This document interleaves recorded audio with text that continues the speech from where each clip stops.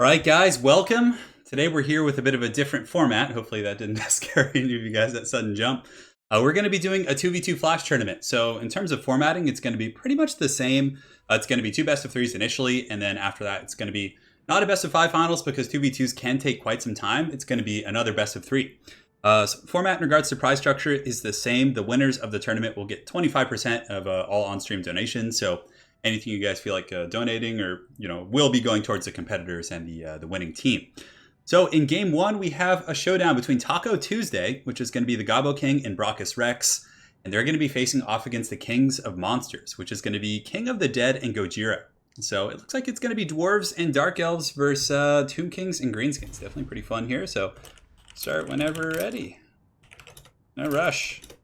Oh yeah, it's time, guys. It's time. I'm excited for this for sure.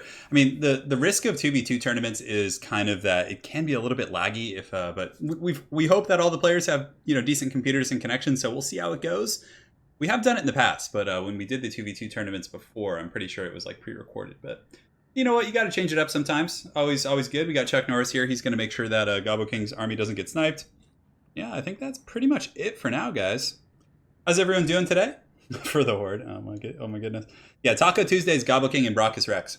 We had a couple drops last minute. There was a couple people who live in Europe, and unfortunately, I don't think they got the time translations correct. So we might have to replace someone in the second game, but regardless, I can jump in and play if I have to. We'll do that again, just like last week. It'll be fun. It'll be very fun. Well, check it out, guys. I got this shirt. Creative Assembly gave me this when I was in the UK. See this shameful display. Pretty cool, right? Yeah, it's one of my new favorite shirts. Yeah, I know. It's kind of weird how you can't have full screen and chat, right? Yeah. And we're underway, guys. Game one, Gobbo King and Brachus Rex versus King of the Dead and Gojira. So Dwarves and Dark Elves, which probably complement each other pretty well. I mean, yeah, I don't know. I wonder how they're going to build. A lot of times you see people, and there's like a true 2v2 team when they build their armies like synergistically, right? Like, when you go into a 2v2 match and you see like two players, like one player has like, a full army and another full army that's very like normal like ladder armies, but the armies aren't like as one and they're not like synergized. That's how like someone is a little bit, they might not be like playing together all the time. But if you see someone, for example, who's taking advantage of like a chaos front line with like and with the greenskins to get the wall across both of your armies, that's what's really brutal. The wall actually affects your allies in 2v2. So this makes for some pretty ridiculous stuff for sure. I mean, it's 2v2 is certainly not. It's even less balanced than 1v1, but I mean, it makes for really fun games, and we gotta treat ourselves every now and then. So we're on a snowy map. There's something wrong when you like pick Ekron for some reason. It like jumps to this map, which it's a fine map. Jason, thank you for the donation. Let's get this 2v2 tournament started, right? Hell yeah, man! Now there's a prize pool for the competitors here. Hopefully they don't lag out and we can make it to the finals. Yeah, it's gonna be fun. 2v2 has a lot of crazy synergies, though. Like, a lot. I got to get rid of Chuck Norris. Yeah, he's blocking the screen. Nice and hot. Thank you, Ainsley. I appreciate it. Spicy meat. Thank you so much, Jason. Boy. Appreciate it, my dude. You got this party going. Dwarfs and Dark Elves. Yeah, Dwarfs, Dark Elves feels pretty strong. I mean, a dwarf front line with Dark Elf missiles and supporting Cav, that's pretty scary, right? Like, you could go with like Dark Shards and then just get like Doomfire Warlocks and Cold One Knights and just pressure the flanks while the Dwarves, or even play really defensively with like cannons and use the Dark Elves to defend against like the skirmish. There's a lot of cool stuff you can do for sure. So yeah, we'll see. Hopefully our gentlemen for the second game show up, otherwise I'm going to have to step in. Gobbo King is playing right now. He's actually playing the Dwarves with the Dark Elves. He's Team Taco Tuesday, and they're facing off against the King of Monsters. Yes. Yeah, so let's see. Creative Assembly, let's see. I'm reading your comment, your very own son. Eagle Claw bolt throwers are very accurate, but they're very lackluster in other respects. So I definitely think it's good that they're solid at sniping artillery pieces, because that's like their niche, right? Like, they suck at everything else. Like, a cannon will kill a group of heavy cav like exponentially quicker than a bolt thrower will. So I think they're in a good place. That's just my opinion, though. Yeah, greenskins are going to be really popular in 2v2 because they give the WoW to everyone. So, okay. So we have the forces, and it doesn't look too laggy, so I think we're good. So Gobbo King and the Dark Elves, they look to have two kind of 1v1 armies a little bit. I mean, I'm seeing some Dark Elf infantry, but no, it's mainly just Bleak Swords. There are some Harganeth Executioners and the Sisters of Singing Doom back here, but for the most part, he's handling skirmish and mobility, it looks like, which is pretty cool. We do have Malekith the Witch King up on a Black Dragon, or I guess Seraphon, not just a Black Dragon, which is always pretty cool. Yeah, and as far as spells, he does have Soul Stealer, Mark of Pain, and Power of Darkness, which are all solid. And of course, he has Destroyer as well as the Circlet of Iron. Top of that, a couple groups of Cold One Knights. Again, going to be defending the dwarf flanks exponentially more effective. I mean, you could use Slayers, but you know, it's definitely take advantage of the strengths, right? Repeater crossbows, looks like one group of those, a couple Doomfire Warlocks, and just some chaff infantry just to kind of plug holes wherever they're needed. It looks like Gobble King is going to take like the main formation here, and then the Dark Elves are just going to set up around him. So he does have a cannon back here, another cannon, so double cannons, firing line of Thunders, 3 in total. He's got Slayers in the back here, he's got Dwarf Warriors, Altars Raiders, Miners in the front line. So yeah, definitely going to be taking advantage of the position, just, you know, using the Dark Elves defensively. Looking forward to seeing that in action. Now, this is a scary army, but there is a little bit of odd synergy. So the Greenskins are very aggressive, right? And the Tomb Kings, looks like they're going to be using Grand Hierophant Katep, or no, that's actually a Casket of Souls. They got Doomdiver Catapults, so they're just going full meme mode here. They have a Bone Giant as well, who shop you Great Bows, Black Orcs. But I really think the strength of the Greenskins in 2v2 lies in like double aggressive builds. I mean, I guess the Tomb Kings don't really have too much aggression on their army. It's very like defensive, double Bone Giant, Ushapti Great Bows. I mean, I guess the Greenskins are pretty good at defending, and they're not going to expect this. That's for sure. I mean, the double Bone Giant can easily just pick apart the Malekith up in the sky, but the cannons are also very good against these. And the Doomdiver Catapults, they'll be good against like Dark Elf Chaff and also shooting at the Doomfire Warlocks. And yeah, I don't know. It's like it's a ranged army. It's like very defensive. It's almost like a dwarf formation, right? Like you have all these artillery pieces, and it's just madness. So start when ready. Let them know they're good to go. And yeah, it's showtime. Dwarves and Dark Elves, that's a grudging. Well, it looks like he's spreading out a little bit. Yeah, the Dark Elf forces are kind of like taking this flank over here, but yeah, they're going to be kind of fighting right here, which is going to be interesting. Miners with blasting charges would be pretty good. I mean, I don't think the Greenskins and the Tomb Kings, I wonder if they're going to advance. I wonder if the Black Orcs are going to push up, or if they're just going to decide to kind of sit back and hang out. Yeah, both armies get the wand 2v2, which is insane.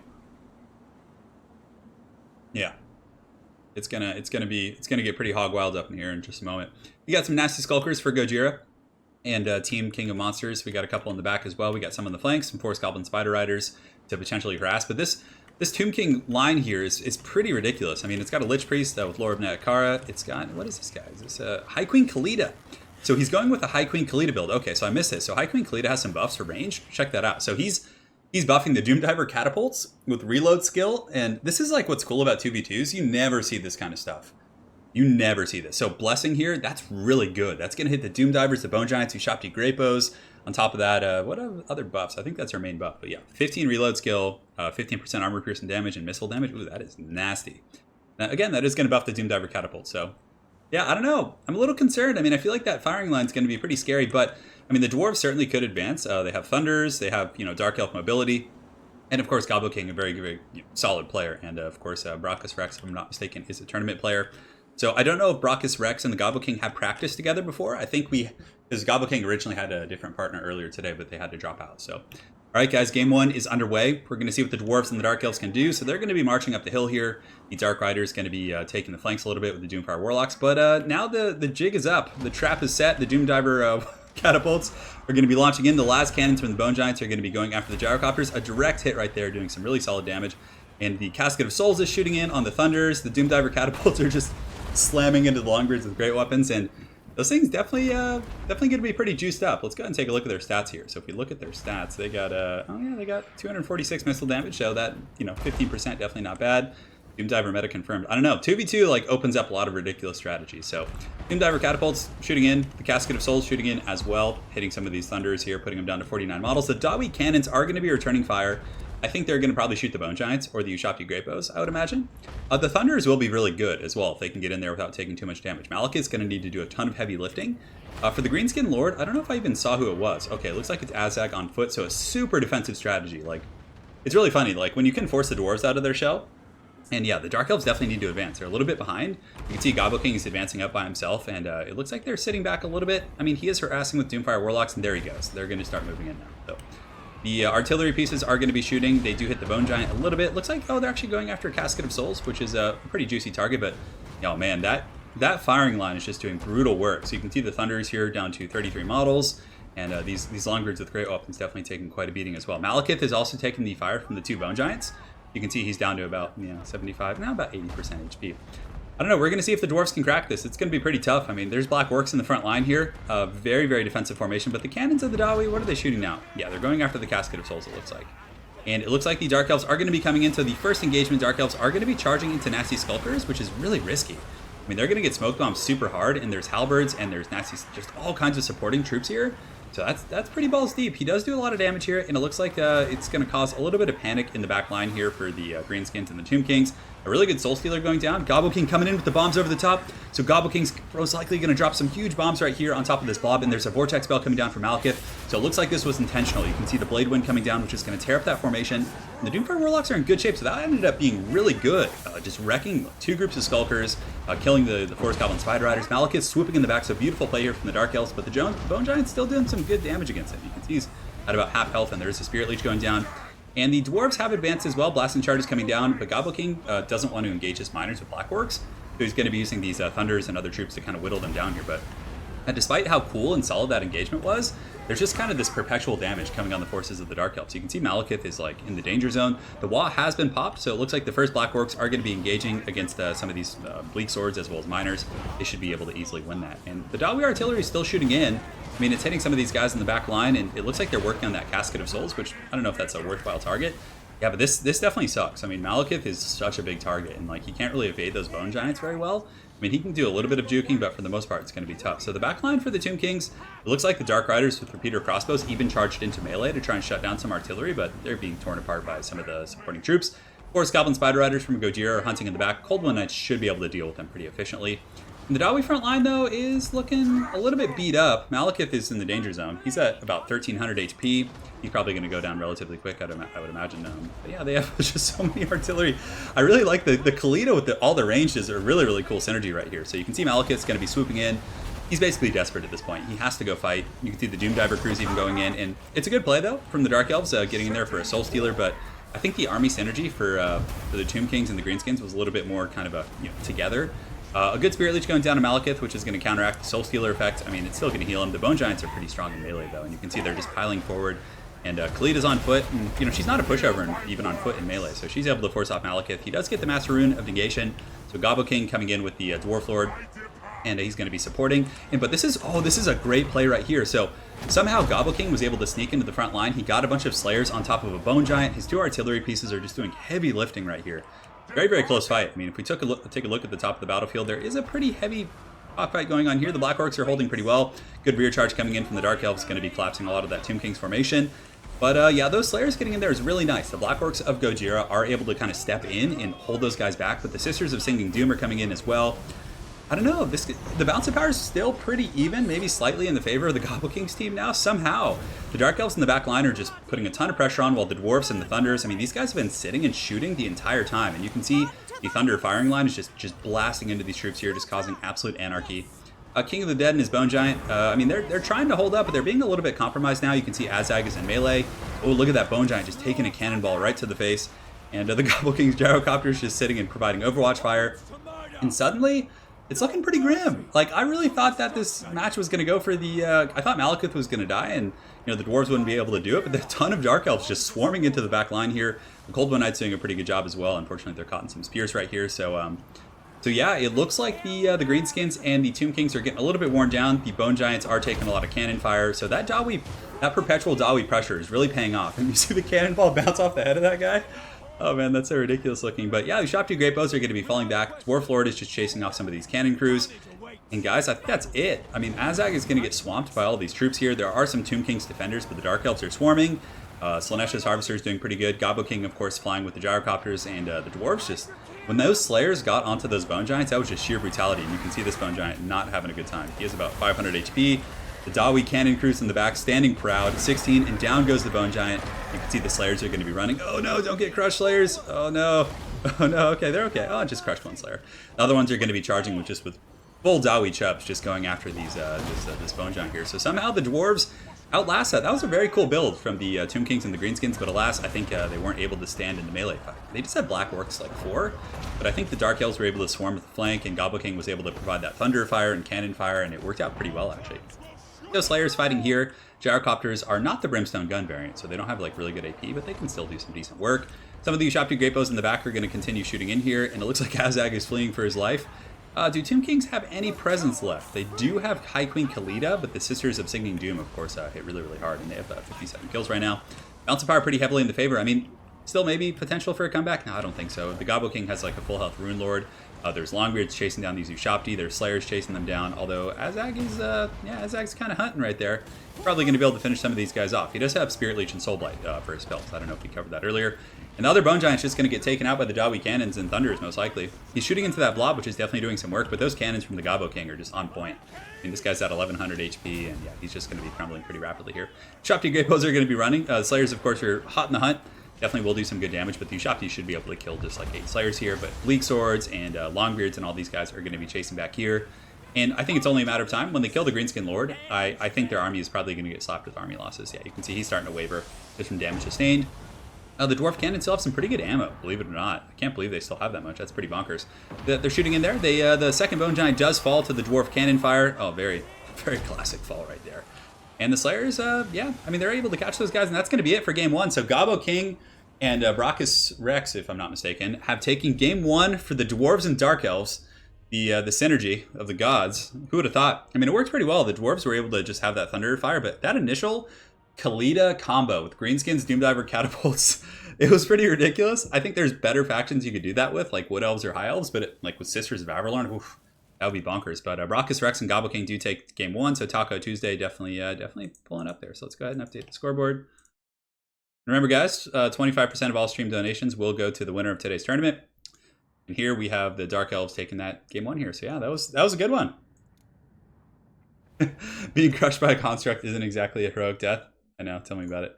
Yeah, so Gobbo King and Brachus Rex take game 1 against King of the Dead and Gojira. It certainly started off very badly for the Gobbo King's team. The Doomdivers and like the artillery focus on Malekith like just killed him like outright. I really didn't think they would be able to come back, but I guess they swarmed pretty effectively. And there was just a lot of wildness going on. Yeah, this is a 2v2 tournament today. We're testing the waters. We're going to see if you guys like it. If you don't, then we'll go back to, well, next week it's going to be a 1v1 tournament again. So we'll be back to the basics. So next game is going to be Dark Elves and Wood Elves, I think. No, Wood Elves and Chaos. Ooh. So Wood Elves and Chaos versus Tomb Kings and Vampire Counts. Now this is one of the nastiest combos because there is some synergy between the spells. I don't know if Creative Assembly changed it since our last 2v2 tournament, but basically the Vampire Counts can heal Tomb King stuff with Invocation of Nehek, I think. Yeah, and the Tomb Blade of Arkan, or not the Tomb Blade of Arkan, the Chaos Tomb Blade, I think, also resurrects Tomb King stuff. I'm not sure, but it's a really strong synergy for sure. It's really hard. So yeah, here we are with game 2 here. We're going to be having Brachus Rex and Gobbo King, the Team Taco Tuesday versus the King of Monsters. And I'm just going to minimize real quick and see if we were able to find a replacement here for our other lads. I might end up having to play in the next one. Which, I wanted to cast mostly, but I mean, I guess you guys probably wouldn't mind seeing that in action, right? It just would be hard for me to like create a strategy with my ally before we get going. We will see.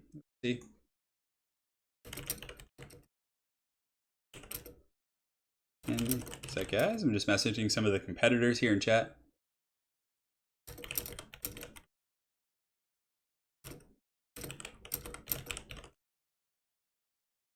All right. Yeah, this is going to be interesting. So I think we're just going to see a ton of halberds from Chaos and like anti-large monsters and stuff, and then we're going to just see Wood Elf missiles like for days. I mean, I expect some Way Watchers from Gobbo King. It's really going to be on Brachus Rex if he's able to like protect that though. That's a lot of pressure coming from Vampires and Tomb Kings for sure. Yeah, no, absolutely. 2v2s you get to see a lot of weird synergies because there's like the High Queen Khalida like giving the buffs to all those missile attacks. Now it was just buffing Doomdivers mostly and the Bone Giants, but like imagine had that been with a High firing line with like 3 Sisters of Avalorn. Oh my goodness, that would have been destructive. So there is, yeah, the Undead Death Ball is really tough, but it can be beaten.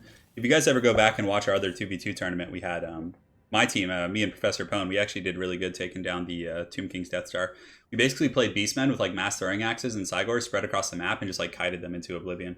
Because like if you can pull them apart, there's nothing they can do. But if you fight them in the pits, they're going to win. That's just how it works. Yeah. Bretonnia? Yeah, I don't know. I think we're going to see some Bretonnia action today. It's pretty true, Paladin Mason. Yeah. There's some heavy truth to that. I'm not one to grow a good mustache, let me tell you the truth here. Yeah, and we're only 24 minutes in. We got 474 people joining up. We just finished the first game here in the series, and yeah, it's looking pretty good, guys. Looking good to go. Is it going to be a quick 2-0? That is the question of the ages. We had Joey Letters. We had 3 Cygors. So I had 3 Cygors in my army, and then I had Malagor summoning another 2. Yeah, Misha remembers the match. It was a thing of beauty. And then, yeah, so basically we just like forced them out, right? So they had a big blob moving together, like trying to keep the Mortis Engine effects, because Mortis Engines, I think, do heal Tomb King's infantry. I don't know what Battle Realism mode does. I have no idea what that does. Maybe it gets rid of like the user interface or something to make it like, or the UI. I really don't know. That's a good question. Hey, what's up, Tyrone? How's it going, man?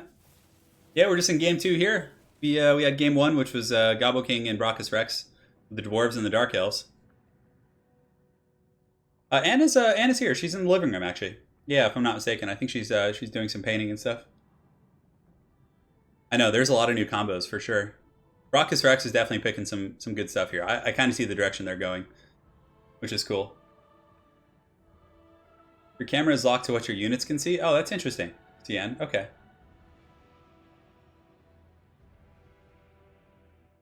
But yeah, and if our other gentleman doesn't show up for the game 2, I'll step in and play. I'll grab someone and play. You guys like to see that. You'll get to see the meme dreams. And yeah, it'll be good. Then the next team is we have Aerocrastic and Sarmatian are actually on the team. Definitely some very, very good players. So I don't know what schemes they've been coming up with. That first game, I was really surprised. I thought Gobbo King's team was done for. Let me make sure. Because like that focus fire on Malekith, it's like losing your lord that quick. But their front line was really limp. Like it was just 4 black orcs, which is good. But in 2v2, like 4 black orcs for your entire front line is like, you know, it's not going to handle everything. Yeah, if it goes like really fast, Jason, we can Jason's any. We could switch the finals to a best of 5 depending on what the players want to do. So yeah, we'll feel it out. And again, Jason, thank you so much for the donation, man. Really appreciate it. Oh man.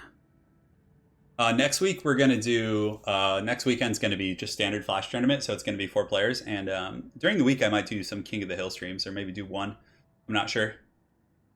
Sparkplug, really happy to catch this for the first time. You go, Big Daddy Turn. All right, man. Thank you, dude. I used to play a couple first-person shooters when I was younger. I was really good at Halo. I was good at Halo 1 and 2.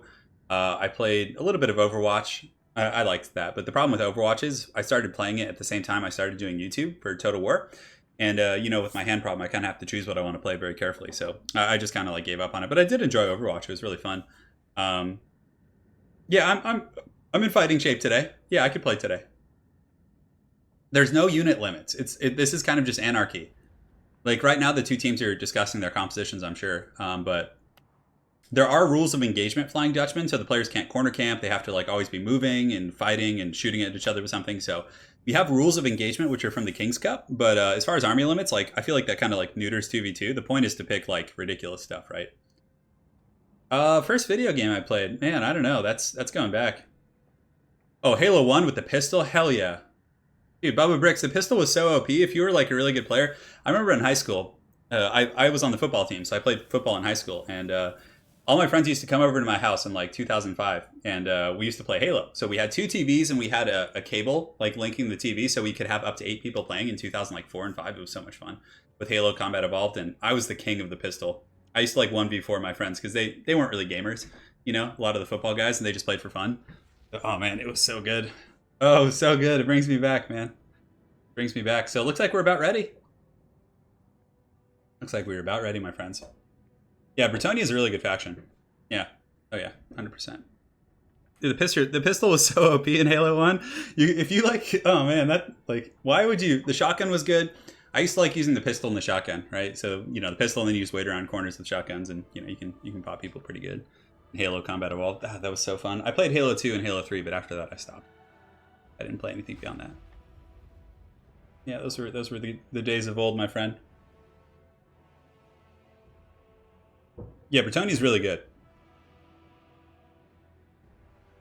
Were you, I'm not sure what you're saying, Tyrone. I don't think I was a frat bro. No, I was never in a fraternity. I was actually very, I used to just play a ton of World of Warcraft and like lift weights. That was like my life. Yeah. That was it. All right, guys. Game 2 is underway. The teams have strategized here. And you guys are going to be seeing some stuff you don't normally see. I can tell you that. Norske is very good against Bretonnia, I think. Yeah, you just use the throwing axes, the Familiar with Great Weapons. It's really tough for Norske to beat Bretonnia. Maybe we could do a random army tournament. Maybe I'll do a poll in the channel and see what everyone wants to do. All right, guys. So the next map is Warpstone Mine. It's a pretty small map. Doesn't give you a lot of space to deploy 2 armies. The reason I picked this for 2v2 tournaments is because it kind of forces players to deploy together and have synergistic armies. So let's go ahead and get rid of Chuck Norris here. He's done a pretty good job blocking today, I would say. Definitely solid. All right, Chuck, great work. We're here. Showtime. Yeah, Milk and Cookies is awesome. I've been doing more like my own quick battles lately, but I'm always game to play with him. Yeah, absolutely. He's an awesome guy. Good YouTuber. Good dude. Yeah, the Warpstone Mine is aesthetically one of my favorite maps as well. I love this effect here. This so cool. I'm actually getting ready to paint my Mortarion. So in Warhammer 40k. And is that John Cena with a beard? It's not. But yeah, I just finished building Mortarion for my Death Guard army. So he's all built up now. I have a partial assembly. So his wings I'm going to paint separately as well as his smoke. But I kind of want to have his wings have like a texture like this, like a Warpstone green. You know, I think that would be really, really cool. I'm trying to figure out like the best way to do it. I don't know what color schemes. If any of you guys have any really... I want Mortarion to be like green and black, kind of like Golgari themed from Magic the Gathering. So I'm a little bit... I don't know. I'm thinking about it, guys. But anyways, this map does have a bit of a ravine here in the middle, which often ends up being the epicenter of the battle, which is always pretty fun. So I like that quite a bit. And yeah, wow. Wow, guys. I don't know if you guys are seeing what I'm seeing, but... So first, let's go ahead and take a look at the Gobbo King and the Warriors of Chaos. So Gobbo King and Brachus Rex here. Gobbo King's going to be playing the Wood Elves. Going to be very micro-intensive. He does have 3 groups of Way Watchers, 4. So any big constructs or big targets are just going to get instantly melted if Gobbo can protect those bad boys. He does have a Spellsinger with Lore of Life as well as a Glade Lord. So Gobbo King he's going for the throat today. He does have a Prey of Anathrama. He has 2 Wild Riders with shields and 4 Dryads. So he does have some support, but for the most part, the Warriors of Chaos will be handling the infantry fight. So over here, he does have a front line of Chaos Warriors, just standard. He has a couple of Halberds on the flanks. Dragon Ogre Shaggoth for constructs, so definitely planning to deal with construct play. But when you see the Vampire Counts in Tomb King's army, you guys are just going to be like, oh man, this is anarchy. Chaos Hounds with the Summoners of Rage will be very good against Chariots, as well as constructs. A couple of groups of Chosen with Halberds, which I like. Yeah, so Gobbo King's just going to deploy, get some free fire, and then he's simply going to fall back and use this formation, which I think is really good. For the Vampire Counts and Tomb Kings, so... They're not playing a Death Star right now, guys. They are not playing a Death Star. It looks like Gojira and King of the Dead are going to be playing more of like a wide style play, which I think might potentially catch them off guard. A couple carrying up in the skies for the Vampire Counts front line. They have some Angry Golems, which I think is a really risky pick because they're not going to do a whole lot against the Chaos Warriors infantry. Front line is just standard Graveguard. He has a Vargeist. He does have Vlad von Karstein. Double Vargulf. So the Vargulfs... definitely not bad against Chaos. I mean, they will lose the Shaggoths, but they can definitely beat down armored infantry. But I don't know. I feel like that's a risky pick. Ushabti, so just massive amounts of Ushabti. Not going for any Death Star. There's no Mortis Engine. Nehekar Horseman here will be very good against Way Watchers, so there's going to be pressure coming in. But Gobbo King does have Wild Riders. What I would have liked to have seen would have been heavy cav from the Vampire Count. So cut these and get like Blood Knights. On top of that, we do also have Skeleton Horseman Chariots. Or no, not Skeleton Horseman. Skeleton Chariots. Looks like 3 in total. So I don't know. This is going to be interesting. This is not what I was expecting at all. I was really thinking of like a synergy between the Death Star type effects, but so we got Vlad, and the other Lord is going to be Ark in the Black. Yeah, Ark in the Black, definitely one of the more competitive choices here. So yeah, I'm excited to see this, guys. I mean, I think the Way Watchers are going to be really good at melting the Ushabti and the Vargulfs. Like if these Vargulfs come into like 1 or 2 volleys of 4 Way Watchers at once with Prey of Anathrama, they're just going to get like one-shotted, which is going to be really nasty. So all right, when ready.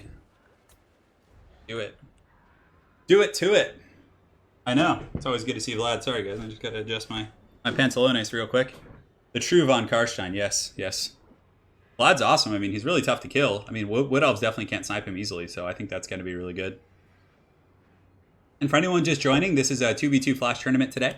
So it's a best of 3s and then a best of 5 finals, or best of 3 finals. We're reducing it just to keep the stream at a reasonable length. And 25% of all on-stream proceeds, whether it be donations, PayPal, whatever, is going to be going to the competitors and the winning team. So So the battle's underway. The Wood Elves look like they're going to be pulling back very quickly with the Way Watchers. They do, of course, have stock, but no, they're going to be pushing back out. So Gobble King, inspired by his allies Archaon, the Ever-Chosen guys. We have Archaon in here, so he's not bad here. I mean, he can definitely burn down Ark in the Black really quick, as well as Vampire Lords. Probably not Vlad, but I mean, he's pretty powerful as far as like dueling lords like that. The Way Watchers are shooting in. Let's see what they're going after. It looks like, ooh, a big volley coming into those who shopped you right there, but the Carrion are probably going to strike. Carrion are definitely very annoying, and it looks like there's going to be some witchcraft going down here. So the Way Watchers get hit with a Flaming Sword of Ruin. Oh, the Alpha Strike! And I wonder what Gobble King's going to shoot next. I really hope he shoots a Vargulf. Come on, show us. Show us. Do not disappoint. So Archaon gave the Flaming Sword of Ruin, and it looks like all the volleys coming in. Let's see this damage. Oh my gosh, I'm so excited for this. Oh, look at that thing just get shreked. One more volley, and that thing will probably like be close to dead, if not crumbling. That was pretty cool. I mean, unfortunately, the Carrion got in for King of the Dead, so really good play there by the Tomb King's player. Like, that's a good sacrifice for sure. Flaming Sword's about to wear off, has about a couple seconds left. Gobble King's probably going to get one more volley. It looks like he's going after the other one. Way Watcher's shooting in there. Oh man, that is not good for that Vargulf. So go Gojira's Vargulf. Oh no, it gets hit with Prey of Anathrama. Beautiful synergy. I love that Flaming Sword of Ruin from the Warriors of Chaos, and a Fireball coming in as well. So they're definitely on chat together. They're coordinating very well, both with the fire here. So that Vargulf's probably going to go down. Over here, the Wild Riders did countercharge the Nehekar Horsemen. Glade Lord shooting in there. Carrion are again sacrificed to shut down the Way Watchers. And it looks like the Chariots are coming in. So the Chariots are going to be good against Chaos Warriors. I mean, okay, they don't have the best AP, but Chaos Warriors don't have charge defense. So here comes the Chariots of the Tomb King slamming into the front line there, just going down. You can see all the angry golems are running up. Their poison Nehekar Warriors are pushing in, and this is we definitely have a fight on our hands. So King of the Dead gets in the back line. The Curse of Onrare going down from the Gobbo King. Beautiful play here, blowing their speed by 25%. The Shaggoth as well as Archaon is pushing in there, and it looks like a lot of the forces for King got left behind a little bit. I think he was a little bit excited with his Chariots and some of the other elements, but regardless, I'll catch up in a moment. The Chariots are getting taken to Pound Town. They're just getting destroyed. Archaon plus the Poison Hounds, that was not good. And then guys, it looks like Gobbo King and his buddy are going to be taking a pretty quick win here. I mean, I can't see the Tomb Kings and Vampires coming back from this. They've just lost too much stopping power. He's doing a really good job, Raucous Rex, of defending Gobbo King's forces. So the Way Watchers here in the back, just sitting, shooting happily, picking apart the Vargulfs here.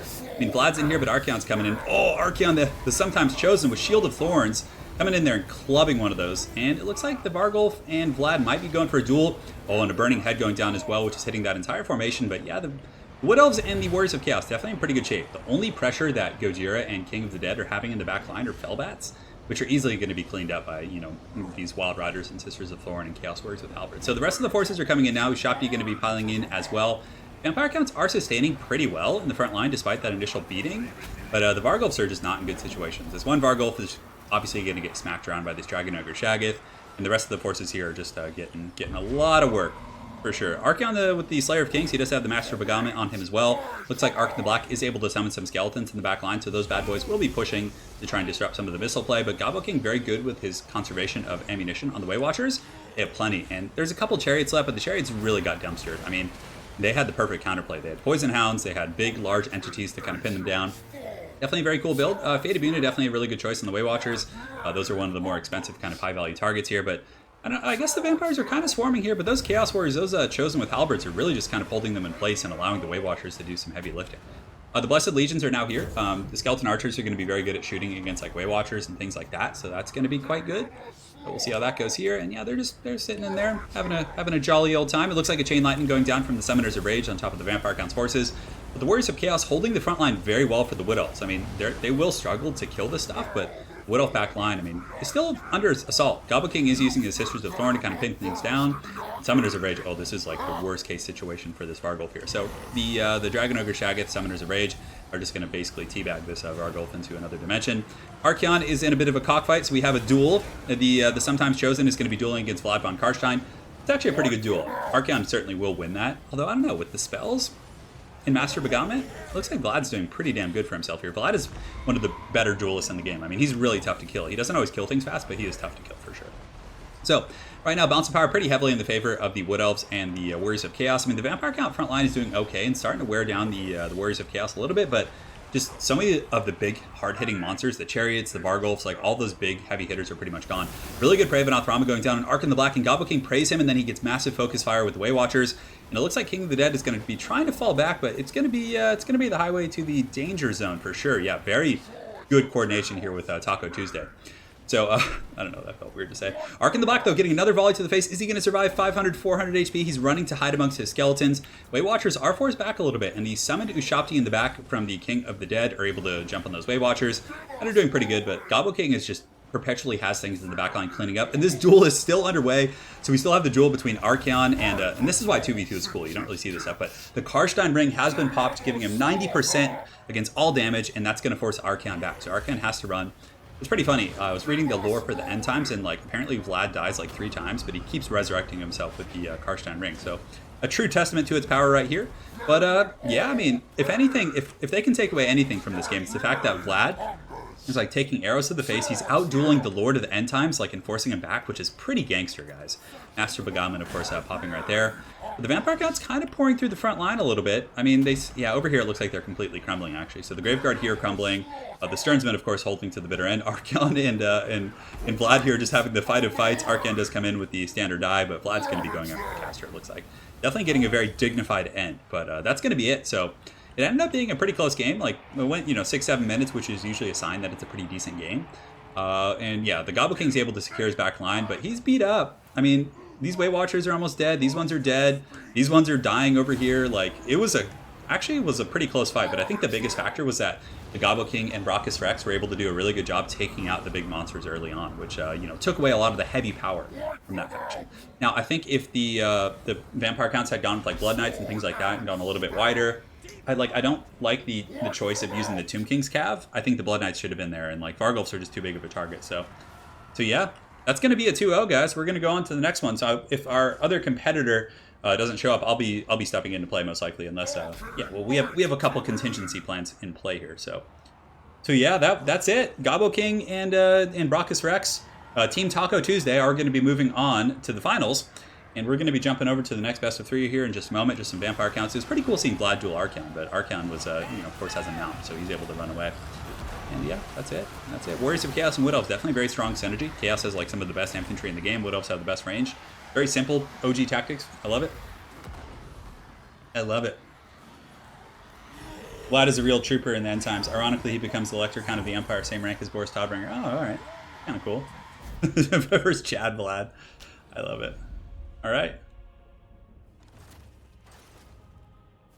Yeah, I'm feeling pretty good.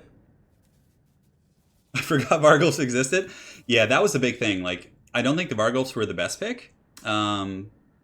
Like, Vargulfs aren't good against Wood Elves, and they're not good against Chaos. So why would you bring them, right? It's a risky thing. But I understand he was trying to catch them off guard. They brought an unorthodox build, Gojira and King of the Dead, to try and surprise them with, like, chariots and stuff. But unfortunately, the Warriors of Chaos and everyone was very, very well prepared. So super well played to these guys. I think Vlad is semi-competitive. I don't think he's, like, top tier, but let's see.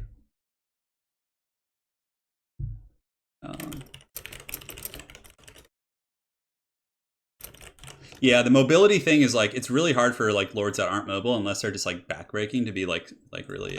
So let me update the scoreboard for now. And 1 second here. I mean, it's going to be changed in just a second anyways, but we got to do it for posterity here. Cool. So that's it, guys. Taco Tuesday, moving on to the finals.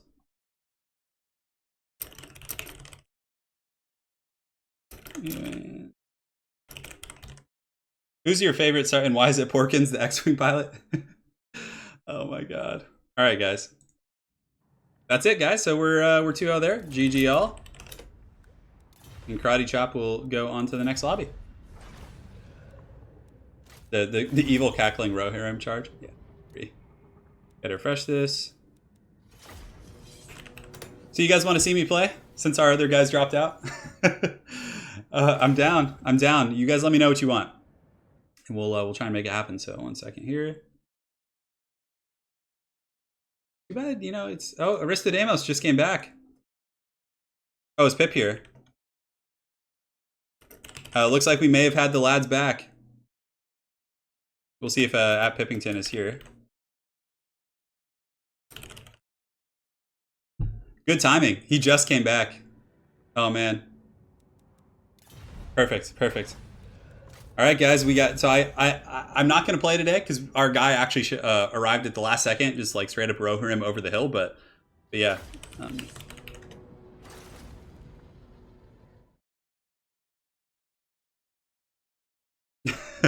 Oh man, looks like everyone's coming back. Let's see what happens. Entertain us. Bring Grimoire. Don't worry, guys. I think I might play in like next weekend's Flash tournament just for fun. Yeah, I'm gonna rest it today because let's see here.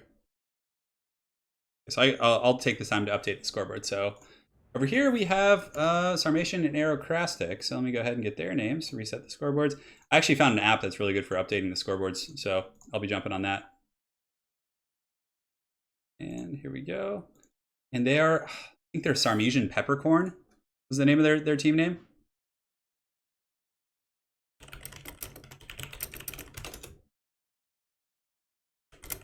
Getting everyone ready for the next game, guys. Stand by, stand by. I want to make sure I get their team name right. Sarmesian Peppercorn.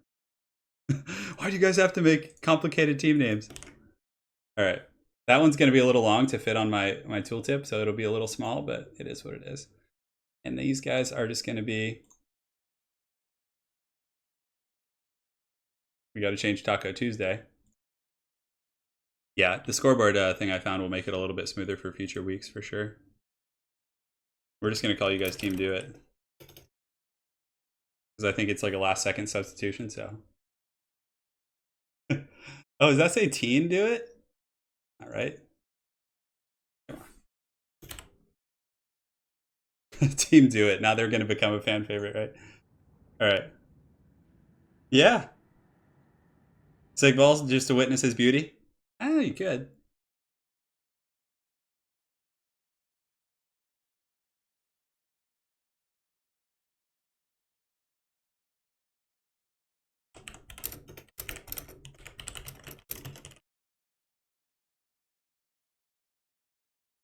Nice.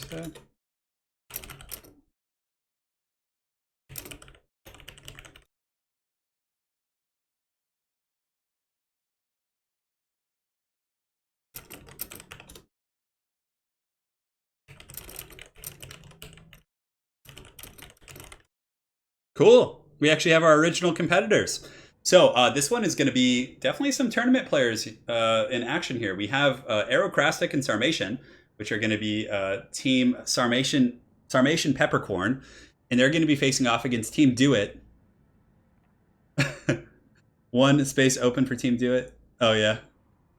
No, I think we're good right now. Thank you, though. And it's going to be Xiphos and Aristodemos.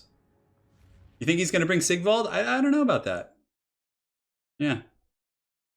We'll see if we can get them in. So they'll be joining in just a moment. So bit of an intermission. We could listen to some music, hang out and chat, talk about our feelings. You guys want to see Wookie? He really needs a bath. He's really gross today. Yeah, no. The guys who couldn't make it originally showed up at the last second. So we're just gonna get them in and we'll go from there.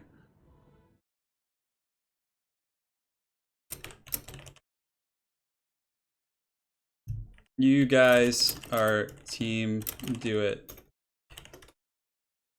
I just told them they're called Team Do It. All right, I'll go get Wookie right now. Oh yeah, Aerocrastic's an outstanding player. All these guys are. All right, here we go, guys. You ready? I'll go get him.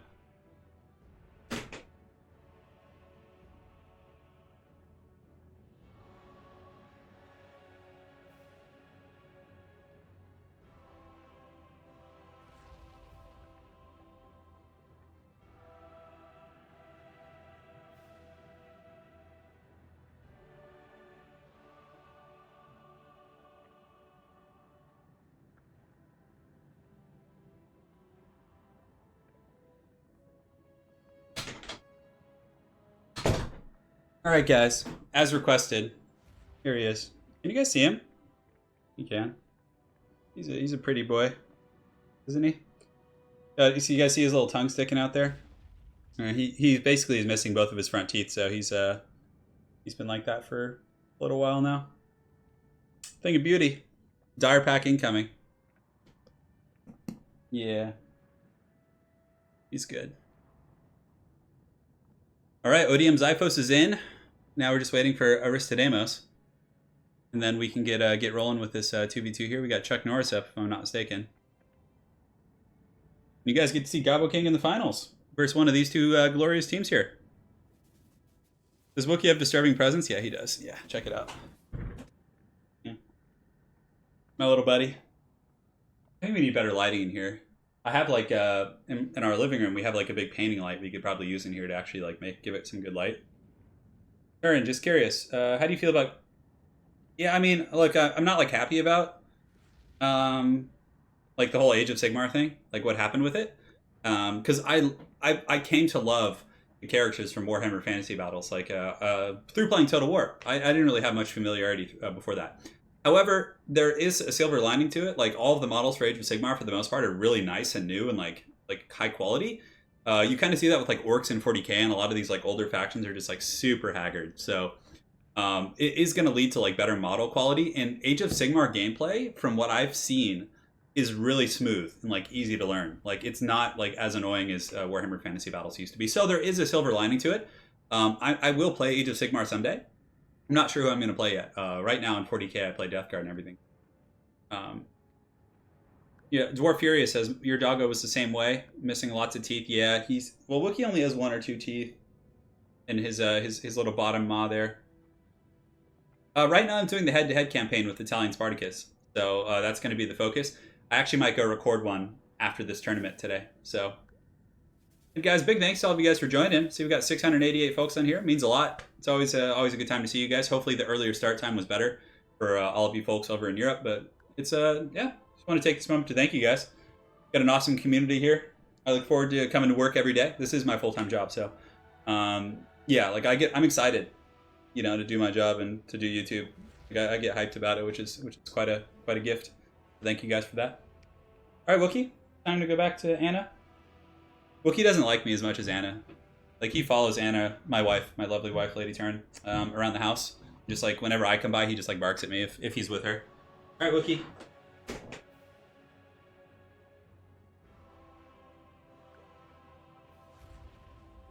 Give your meat a good old rub. That's it. Nice and hot. Hot and spicy meat. Yeah, boy.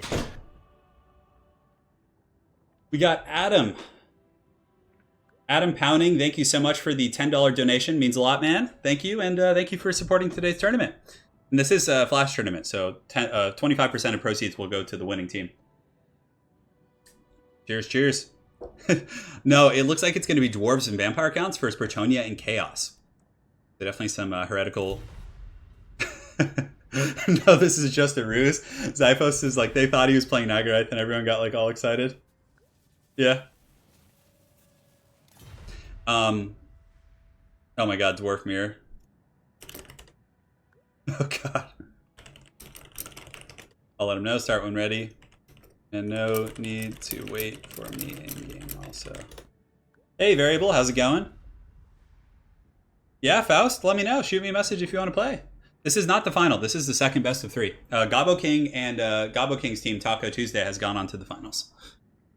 And we got Dean, Mr. Bartlett.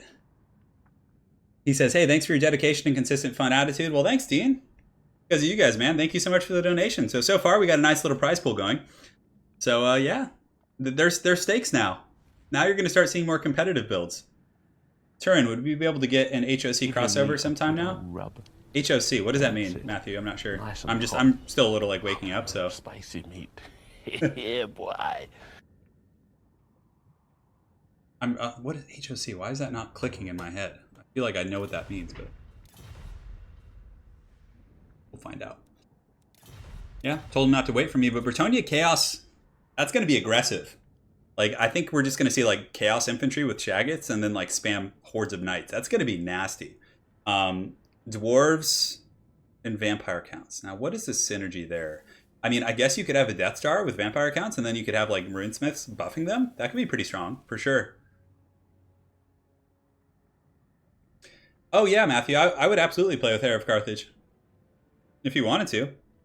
When my channel was smaller, so right now I'm you know, my channel's grown a little bit since last time I reached out. I mean, Aaron and I have exchanged conversations, I think, on like Twitter and stuff, and you know, a couple of Discords. He's actually one of the reasons I started YouTube. I used to watch Heir of Carthage's channel before.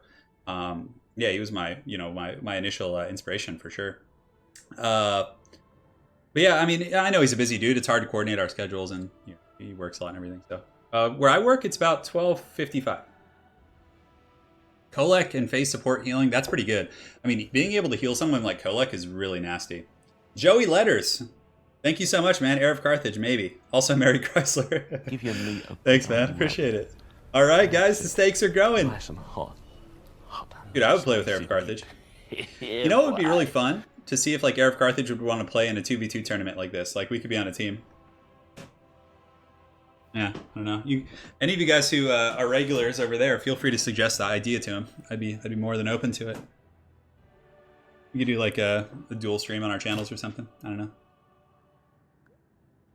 All right, guys. Thank you so much, Joey. I don't know if Heir of Carthage is an elf guy. Like if he likes playing elves, I wouldn't think so. I feel like he's more of a dwarf player. Who knows? Unlimited power. Well, normal 1v1 limit supply, but more or less just guys. No rules. It's anarchy, boys. Just rules of engagement from King's Cup. Army limits are free. Yeah, so for today's tournament, we don't have army limits, so players can bring like ridiculous builds, but we do have, because 2v2 kind of like changes the whole perspective on that. But we do have rules of engagement and everything, so.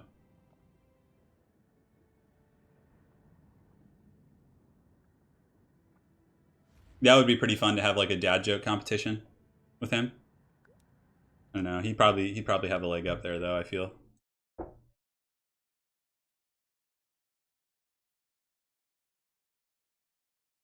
Cool, and we got Loremaster of Sotek saying he'll play in next week's tournament, which is going to be fun. Demented Frog, thank you for the $20 donation. Thanks for the hot tournament action. You're welcome, my dude. Hopefully you're enjoying this. 2v2 is a little bit more slow going in terms of the actual execution of the event, simply because it takes a while to pick the armies, right? Like you have to like scheme. You see what your opponent picks. You don't have like preloaded armies. It takes a little bit of time, but definitely once we get going, it'll be good and tasty. Rub. That's it. Some spicy Nice dad jokes. Yeah, I have a lot of dad jokes. You guys can ask Lady Turin. I'm the worst. I'm the worst. A low funds 1v1 tournament. I don't know. When I do 1v1 tournaments, I prefer to do the standard tournament metagame, like with normal funds and everything, because I feel like that actually teaches people. Whereas like the other one is more, I mean, 2v2 can teach you about synergies to use with your friends as well, which I think is quite cool. You don't see 2v2 tournaments terribly often. A lot of times it's hard to find people with like good internet connections unless you really vet them. 5 terror guys. Oh man. He could. Low funds, I think you get like 6,000 something. Yeah, I played World of Warcraft for many years. Crimson Card. I played a Frost Mage for Burning Crusade. Burning Crusade was where I went pretty hambo, and I was a gladiator. I got gladiator in 2v2 and in 3v3. Yeah, I was a big PvP guy. That was my jam. I was a Frost Mage. In 2v2, I had a friend who was a rogue, and I was a Frost Mage in our 2v2, and we got gladiator with that. And then in 3s, I think we had a priest mage rogue. It was the same rogue plus a priest, and we had a pretty good little team there. Yeah, this is the first match of the second series. That was pretty good, Bubba Bricks. I like that one.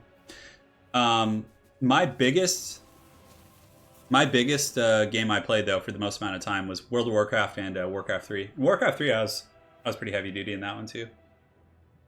Yeah, that was really fun. I haven't played The Witcher. Anna's played that quite a bit. Yeah, Icelance was really OP back then in World of Warcraft. The worst was like in initial World of Warcraft and like vanilla when there was like no diminishing returns. So like Frost Shock from Shamans you could just kite warriors into, like infinitely. Because there wasn't diminishing returns on like slows and seat crowd controls in the early days of World of Warcraft, like in the very beginning.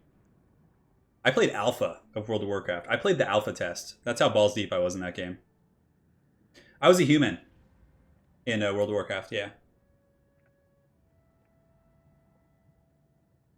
So Johnny66 says, I get it now. I randomly played Aerocrastic and Sarmatian into 2v2 yesterday. They used me as a test dummy. Oh, man. My favorite race in Warcraft 3 is Undead. I'm an Undead main. Oh, yeah. Hardcore. I was ranked 16 on the US ladder. That was my pinnacle achievement there. All right. Looks like we're about ready, guys. This is going to be wild. Like, without, like... It's funny because you see all these guys. You have Aristodamos, Xiphos, Aerocrastic, Sarmation. These are all like regular tournament players who are very good. And they're used to like restrictions on units, right? So seeing them unfettered, like bringing these like ridiculous units is pretty insane. So as far as Total War, I've been playing Total War since like I played when I was in high school. I played Rome, the original Rome Total War, and I used to play that for like 4 or 5 hours like a night, like when I wasn't playing WoW. And I used to just play multiplayer, and man, I loved it. I played Shogun 2 really hardcore in 2011 when I was in college as well. And so I have a long history of playing Total War games. I'm pretty familiar with the mechanics. Undead. Well, Undead. Yeah, I mean, Undead's really good. I basically just use a Death Knight and a Lich and, Fiend into Destroyer Jack. I mean, it's pretty standard. You guys, so what do you guys think? You guys think Aerocrastic and Sarmation are going to do it? What do the people believe? First the chat, I've been playing since Alpha, yeah.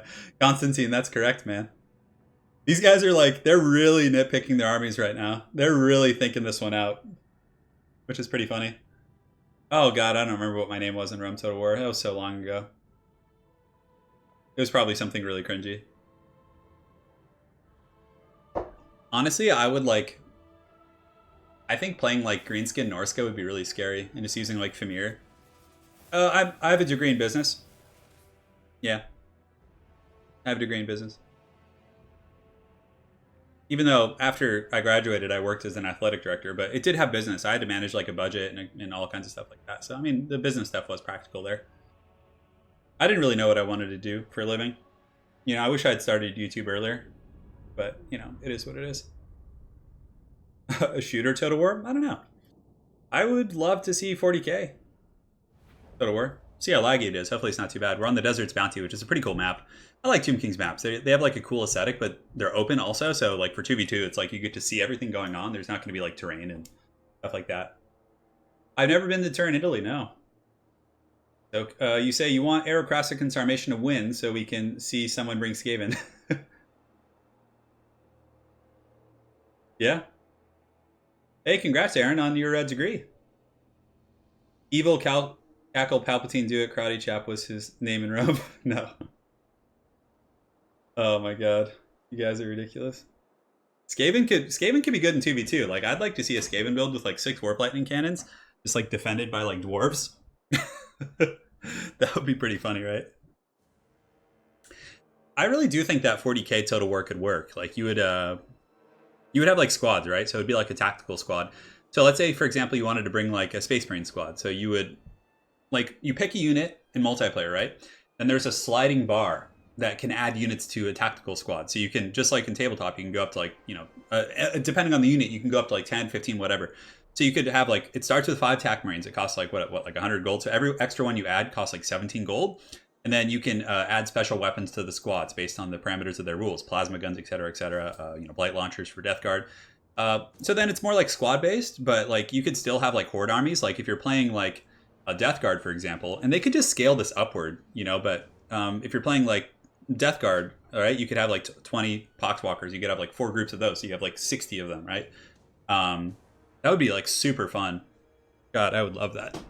And of course, you have hero characters, which function essentially in the same way they do here. They have activatable abilities, buffs for nearby troops.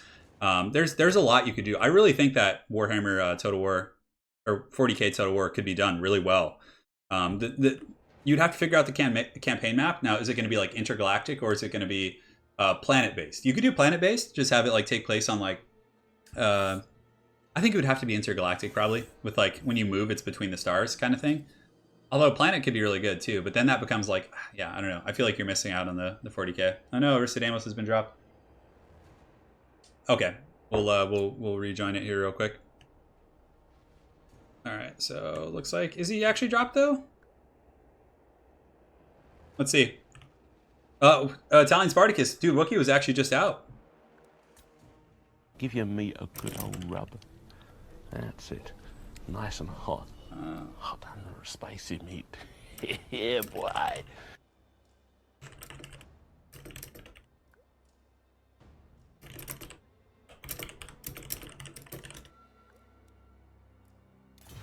All right, unfortunately we had a drop, guys. No worries. Thank you for the donation, Ryan. Really appreciate it.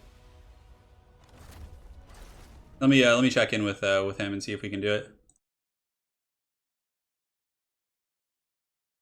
Looks like he is indeed offline, so I'm just gonna jump in on Zyphos' team for now. Screw it. 'Cause yeah, you know, if he's having internet connection issues today.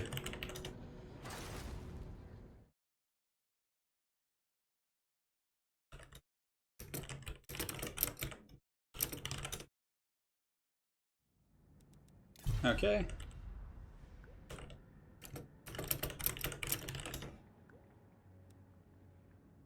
All right, guys. It's on. The crowd gets what it wants. 2 weeks in a row. Coming out of retirement with the GIMP hand. Oh, is it? It says his game crashed. Yeah, is it going to keep crashing, though? That's the thing. Can he handle the 2v2? Give me a good old rub. That's it. Nice and hot. Zardar, thank you, man. Hot and spicy meat. Yeah, boy. Let me check with the guys and see what the game plan is going to be. Sorry about this, guys.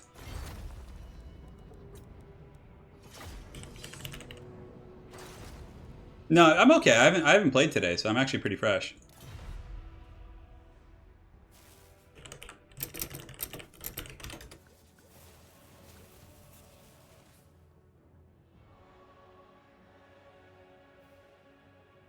Let me go ahead and check in Discord. I might end up playing. We're going to find out here in just a moment.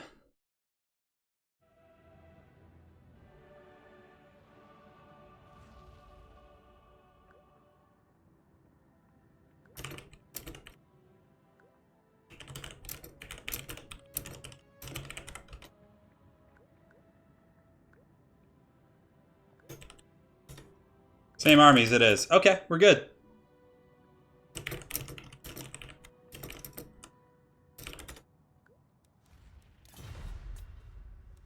Cool, they're just going to pick the same armies. Okay. Yeah, so if he crashes again, I will jump in and play, though, because we want to keep this show on the road. Gojira Gaming says, I was tricked by King. Oh, man. Yeah, thank you, Zardar and Italian Spartacus. You guys are awesome, man. And we're back. Okay, that was pretty quick.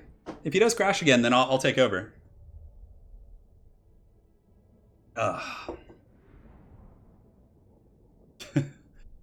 Gojira has been duped. I know. I'd rather not play so I can go record. Hey, Ryan, Italian Spartacus, you want to record some head-to-head after this? Bro? Don't disappoint us. Disappoint us for the last time, Anakin.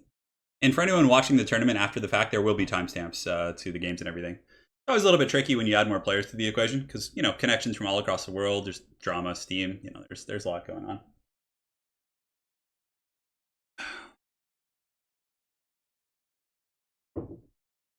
Team Duet versus Sarmesian Peppercorn. Oh, looks like they loaded in super quick this time. Okay, that's good. Let me get rid of Chuck Norris. I actually didn't even need to because they just picked the same armies. Okay, cool.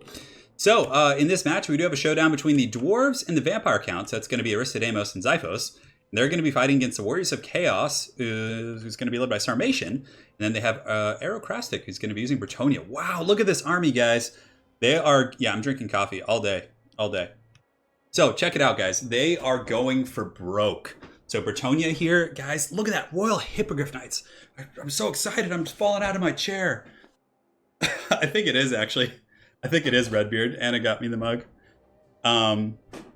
Yeah. Oh my gosh. This is going to be anarchy. So for the Warriors of Chaos and Sarmation, it looks like just Chaos Warriors with great weapons. He does have a couple groups of Marauder Horsemen just for harass. But really, playing to the strengths of Chaos, he does have the Mirror Guard, just Chaos Infantry. Why not, right? He does also have a Chaos Sorcerer Lord of Metal up on a Dragon, which is very heavy metal.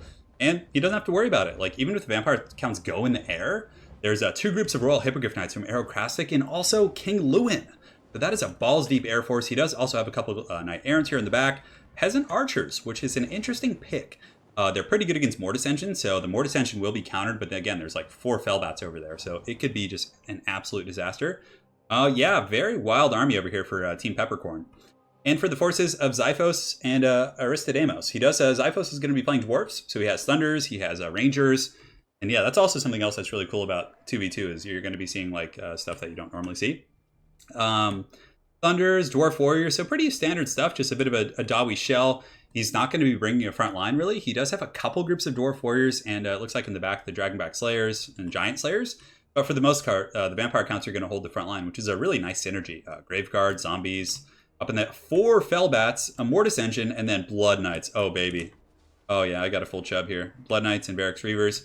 Going to be pretty good. I'm eager to see how those Royal Hippogriff Knights do. I mean, they can easily go kill the Fellbats, but again, the Fellbats do have Overwatch support from the Thunders on the ground. It looks like there is a cannon here. Double cannons against the Hippogriff Knights. That's going to be tough. I mean, the infantry is a lot better for Chaos, and the Peasant Bowmen definitely can melt the Mortis Engines, so there's some back and forth here, guys. Yeah. Yeah. Today I didn't make my own coffee. I just went to Starbucks today and got one, because I was like in a rush to get everything started, so. Looks like no lag issues. Actually, everyone's like loading in super fast today, so that's good. See. Cool. It's time. And it looks like for Lords, we do have a Rune Lord from Xiphos, and Heinrich Kemmler for the Vampire Counts. And again, a Chaos Sorcerer Lord of Metal, or Chaos Sorcerer, yeah, on a dragon, and King Louis up in the sky. So I really have no predictions here. I mean, I think this formation is going to be hard to crack because of the cannons and the Blood Knights. Like, Blood Knights are just going to wreck those Royal Hippogriff Knights. I don't see where the Royal Hippos are going to find a home. Now, if the Royal Hippos, yeah, that's going to be so tough. Maybe he's going to have to do like a delayed engagement with them. Like, I don't think he can send those guys in right away. It's going to be really, really tricky, guys. We'll find out in just a moment. Starbucks has way more caffeine than the coffee I make at home. All right, guys, battle's underway. Royal Hippogriff Knights are going to be fanning out with King Lewin. They're probably going to take a wide route. They just need to stay out of the cannons. Like, honestly, I would just advance this entire army and keep the Hippogriff Knights back for a moment and then engage them. Lewin, it's okay to take shots with him. He does have a life caster as well, so Lewin can simply just be healed up, which is good. The Peasant Bowmen, they'll do okay. They'll definitely do good against the Mortis Engine and some of the chaff units. But the first cannons are underway, so the Chaos Warriors in the front line taking a pounding. Over here, they're taking a pounding as well. He should definitely probably switch the cannons onto the Mirror Guard, but there's not really too many good cav for Bretonnia. It's mainly just Knight Errants and then Royal Hippogriff Knights, which you can see here, Aerocrastic's actually keeping out of range, so he's leaving those bad boys in the back, which is going to be pretty good here. Chaos Warriors continuing to march up, taking some cannon fire to the domes. Definitely enjoying that, I'm sure. Another cannon volley coming in here, just blasting some of these Chaos Warriors, and yeah, they're taking some casualties for sure. And it looks like the Goblobber is going to be shooting in and hitting the Peasant Archers, which is beautiful. It has a discourage effect. They're at -25. It does, like, they done been halved. They've literally been halved. So yeah, so far a good initial opening salvo here from the Dwarves and the Vampire Counts against Chaos and Bretonnia. Chaos forces are going to be advancing, definitely going to have the advantage in the front line. So where the initial advantage does go to the the Dwarves and the Vampire Counts, Chaos does have better frontline troops, right? Like, Chaos Warriors are very good.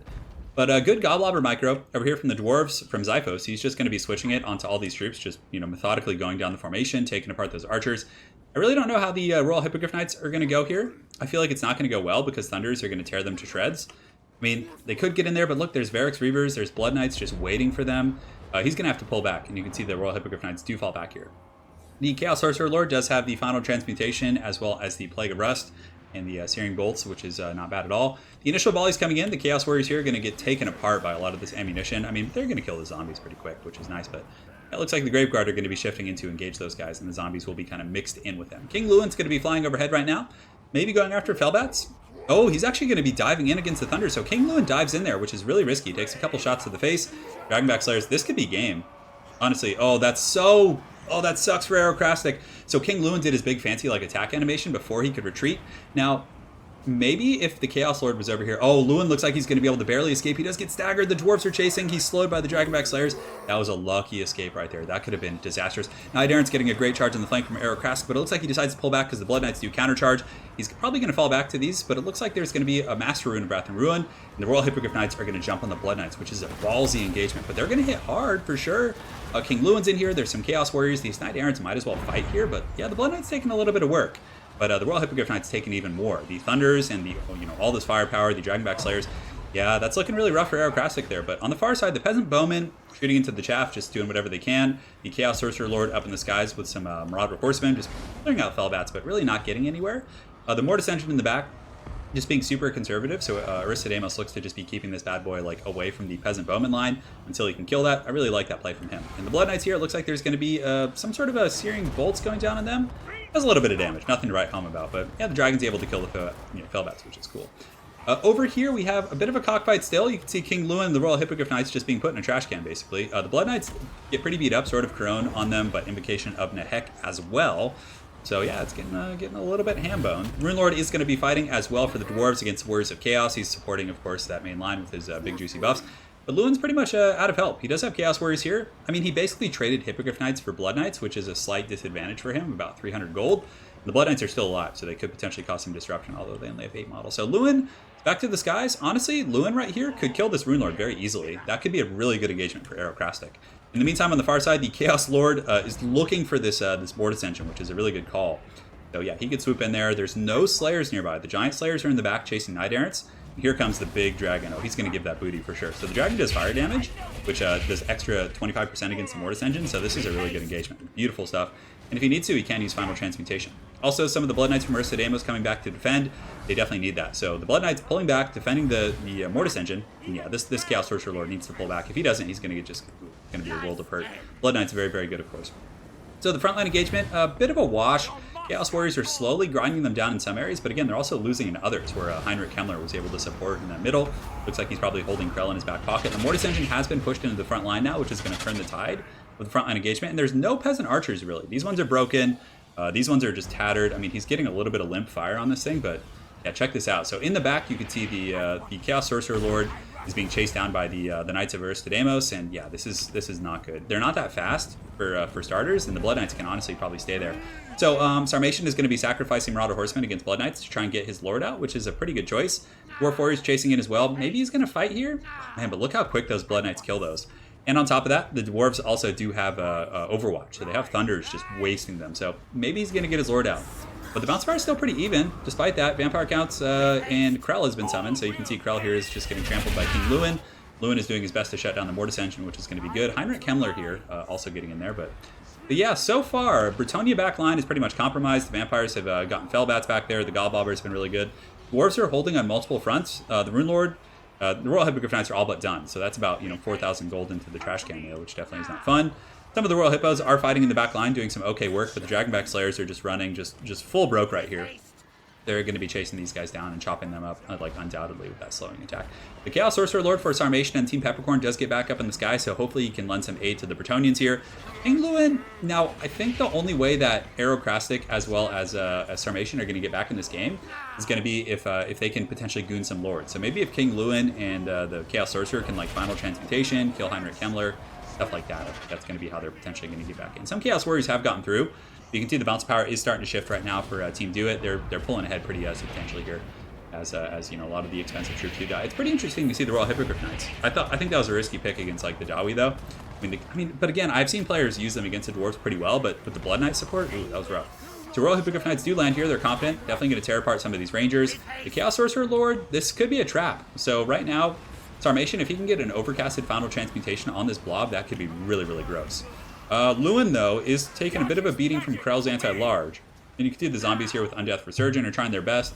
And the Barrack Reavers coming in as well. But what do they have left? I mean, Bretonnia has some Knight Errants.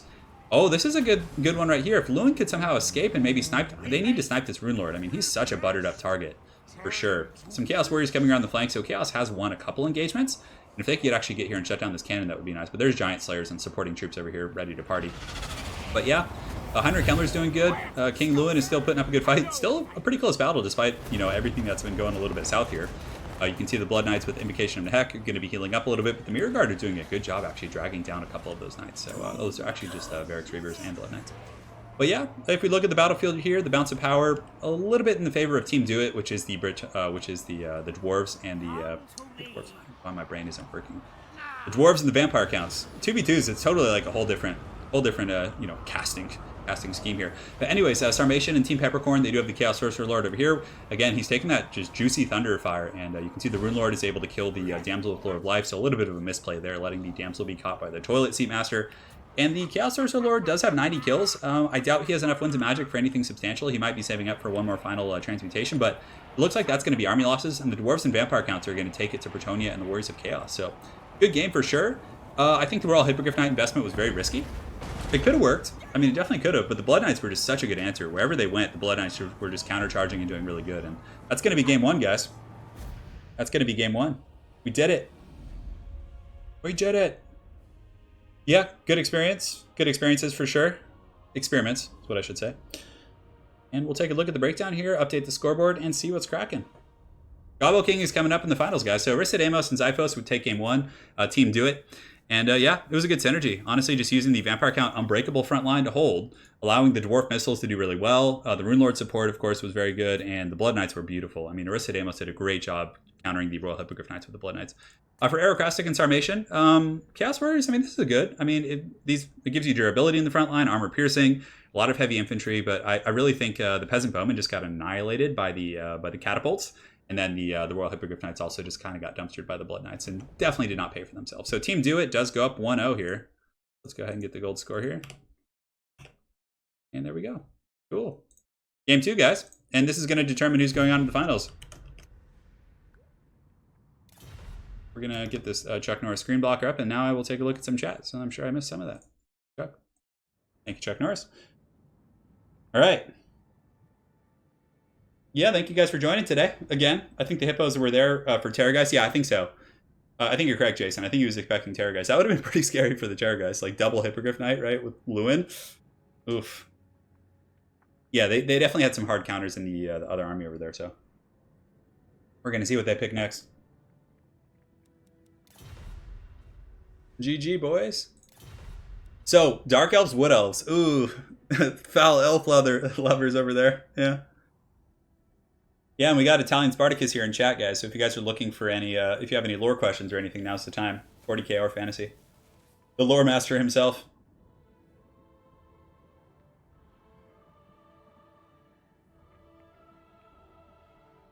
Yeah, Italian Spartacus and I have done some 2v2s, and he has a really good point about having one player control infantry and the other one controlling, like, it really helps you focus on your respective aspect of the game. Good synergy by these players so far. I haven't seen anything like too outrageous. I think the most creative synergy I've seen so far was High Queen Kalita with the Doom Diver catapults from the earlier games today. But yeah, we're gonna see what's up now. I'm not sure who Xiphos and Aristodemus are playing. Are they playing Dwarfs and Vampire Counts again? They could if they want to. Yeah, I mean, there's no restrictions against playing the same races if they want to. Let me double check what their picks are here. It's really funny. We have this dog that lives like behind us. Whenever like a fire truck comes by, he like howls with it. All right. So Xiphos says, oh, he says they're going Bretonnia Empire. One Man Boy Band says, coming at you from work again. This started about an hour and a half ago, hour and 20 minutes ago. So One Man Boy Band, you're not missing too much.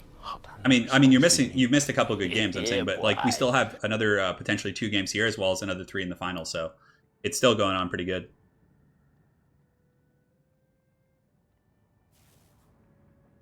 Yeah, I know. I really want to see that build.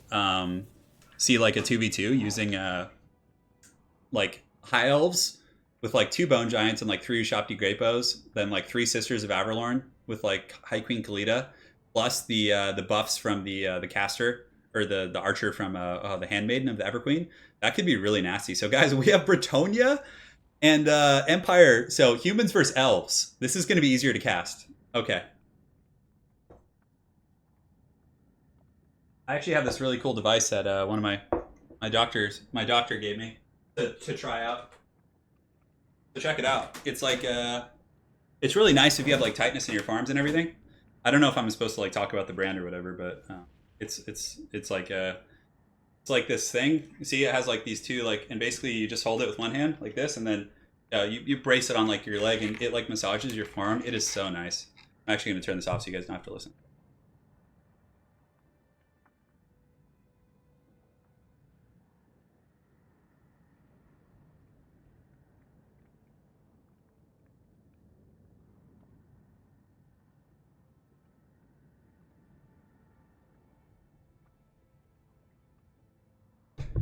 All right, guys. So yeah, we're going. we're moseying along. We had a couple setbacks earlier. A couple opponents showed up a little bit. Players showed up a little bit late, but they made it, and they're here. They're being heroes, and they took that first game. Team Dewitt's in there. Yeah, Italian Spartacus and I will continue our head-to-head for sure. We're actually going to finish this one, and it's like we don't have an excuse because we're so close. I know it looks suggestive. Very suggestive, yeah. It kind of looks like that, right?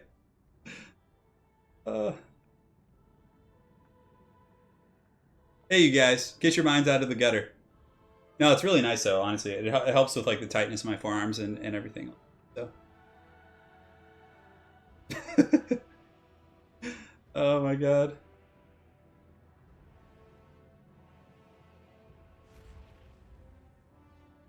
Yes, it is time. So, you know what we're going to see, guys? It's going to be Empire State troops with powder and, you know, range support, and then mass cav from Bretonnia. And you guys have Xiphos handling mass cav. That is going to be scary. He's a very, very good player. Yeah, that's right. That's right. Good, good. This is game 2, though, so if Xiphos and Aristodamos take this, they're going to move on to the finals and face Gobbo King and Lady Turin's painting in the living room, actually. Yeah, we have a really nice living room set up. I'm actually trying to reach out to some, like, game table companies. So companies that, like, create, like, gaming 4x6 Warhammer tables, and I'm trying to see if any of them want to do, like, a trade where they send a table and I could do, like, a review and some battle reports and shout them out and stuff. So I'm, like, trying to, like, get the 40K thing moving a little bit. I still have to paint Mortarion, though.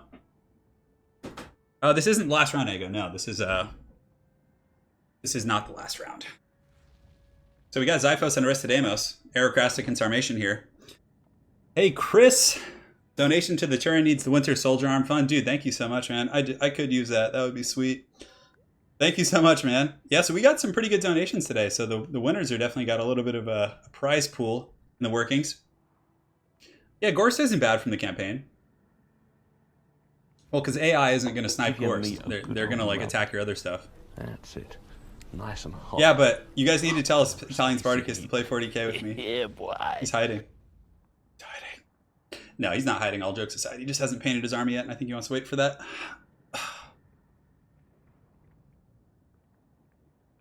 Yeah, I would love to play Vermintide. It's a little bit too much clicking for me, though. Yeah, like, even Grimgar is, like, not terrible in campaign. Like, he gets a ton of black orcs, and, like, I mean, he has, like... I mean, as, like, when you're playing against an intelligent enemy, you know, that actually thinks, instead of just, like, reacting to, like, and attacking whatever's closest, it's those type of characters definitely don't thrive. Yeah, for Halloween, oh no, where'd chat go? Hold on, there we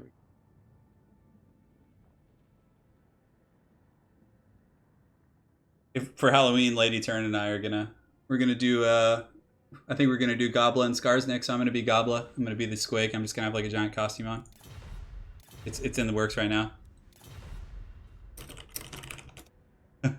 This is gonna be fun. I'm so glad we got a matchup like this. Elves versus humans. This is great.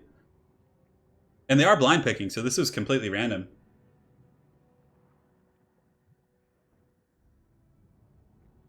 This is completely random. I really like blind pick. I think that would be really healthy for Total War Ladder, where like you can't like change factions on your opponent. You just pick who you want to play and queue up. The only part that would suck then is like if you get mirror matches and stuff, but it is what it is. Ego, thank you so much for the donation, man. Money. It's about 12 bucks. Dude, I'll take it. Thank you, man. Thank you. Thank you, dog. The shirt does say shameful display, so check it out, guys. Next time I get to talk to some folks from Creative Assembly, I'm gonna see if they would be like willing to like sell these on their website, because these shirts are awesome. They just add them at their office in like boxes. I think it says shameful display from Shogun. Pretty sweet, right? Spicy meat. Yeah, you guys can see it. I have another one that says that's a grudgin. It's pretty cool. When I was out there for the last ever Chosen tournament, they gave Italian Spartacus and I a couple shirts. Pretty neat. Yeah. Oh, just Elves versus humans. Hey Bear, thank you for the $20 donation, man. Give me a good old my dude Bear. Is there anything you want to see? Nice. It's funny. I just imagine when you made that donation, I just imagine like just a big like brown bear like mashing his finger like on the donate button. Yeah, they give the shirts away on Twitch, I guess, huh? Yeah.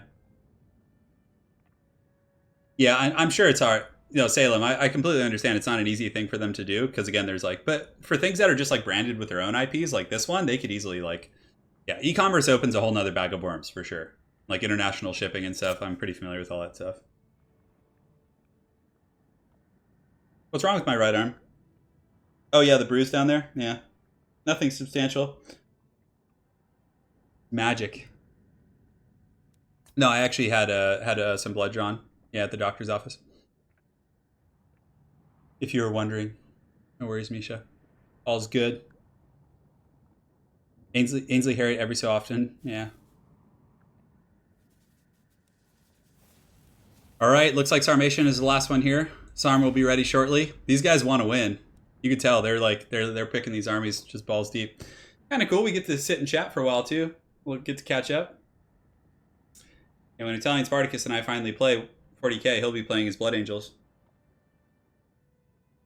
You know, Valnir, that is a curious question. Curious question, my friend.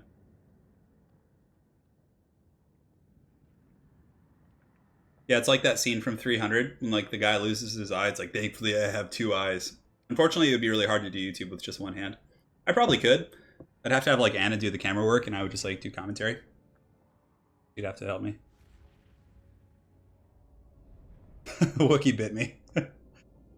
When I was in Horsham, so guys, the first place I went when we landed in the UK. So this was for the last ever chosen that you guys saw a couple months back. Italian Spartacus and I land in Horsham, right? So we get there, and we basically arrive in Horsham at like 7 a.m.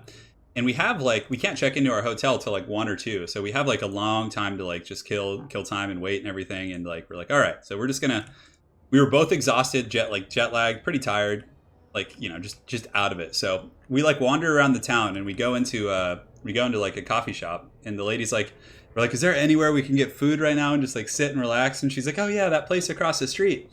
So we're like, yeah, all right, let's do it. This is gonna be fun. So the place we go is Weatherspoons. So we were eating at Weatherspoons, and we had no idea like what this place was. But apparently, from what people have told us in chat, Weatherspoons is like a place where like people go. It's the end of the road, right? It's like where people go to just get blasted for like no money. Like the food is just like nasty microwaved like abominations. And and we were out with spoons, and we saw some of the most like creature people you could ever imagine. The most haggard.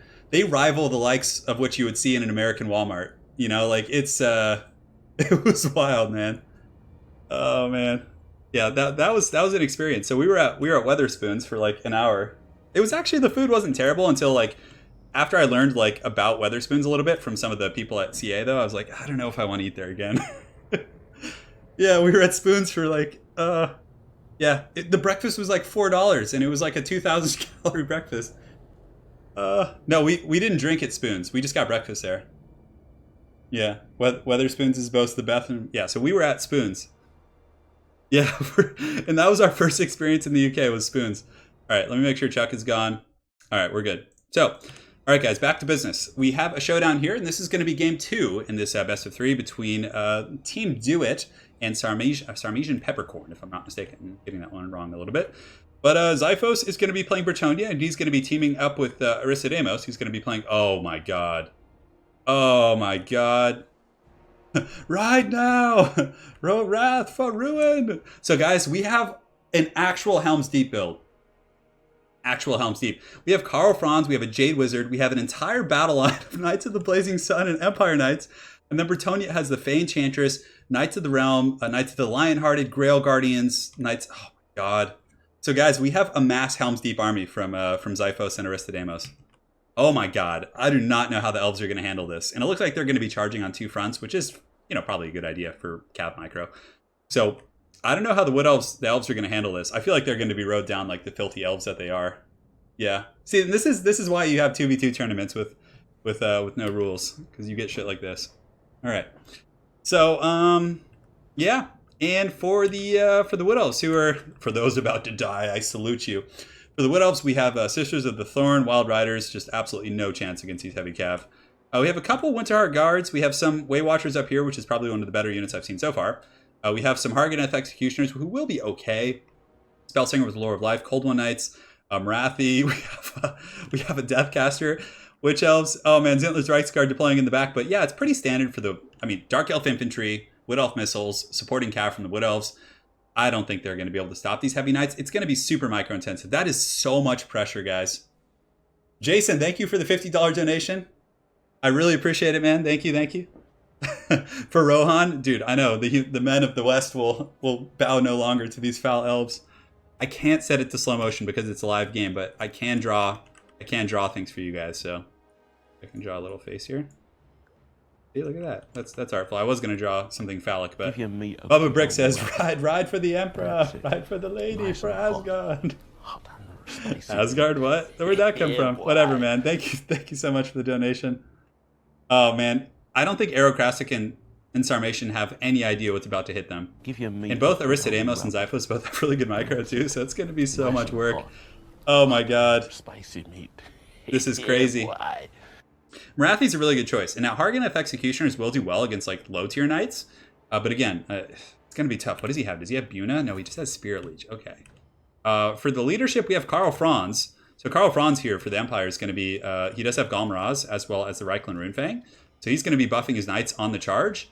And for Bretonnia, we do have the Fey Enchantress, which is going to be like by far the best pick. This is going to be tough. Yeah. Yeah.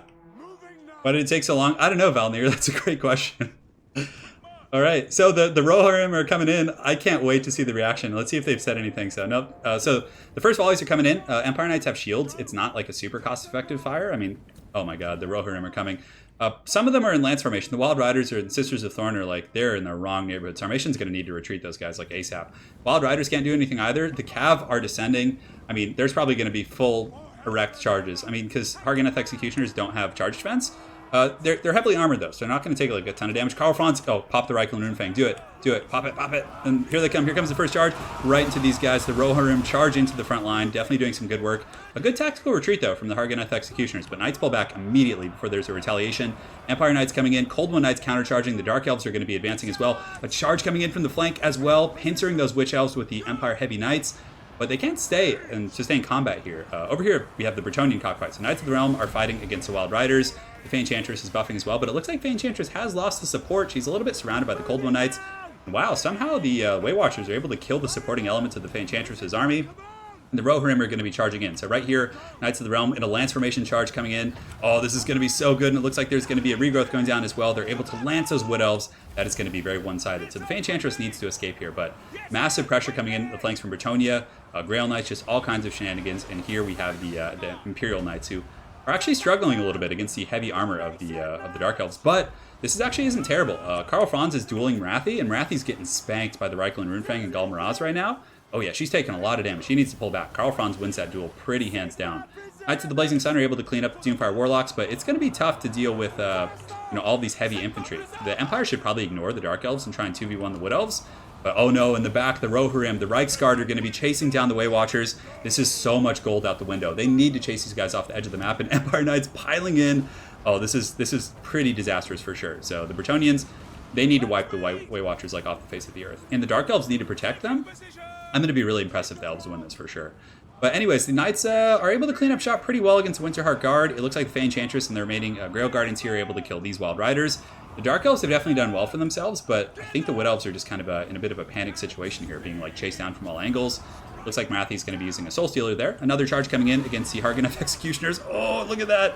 Just a brutal lancing charge. Able to do some great work. And another charge on top of that on the Hargoneth as they're laying on the ground, which is just insane.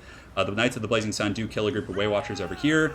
And these Grail Guardians in the back should be able to finish off those Waywatchers. So right now, it's just charges and charges.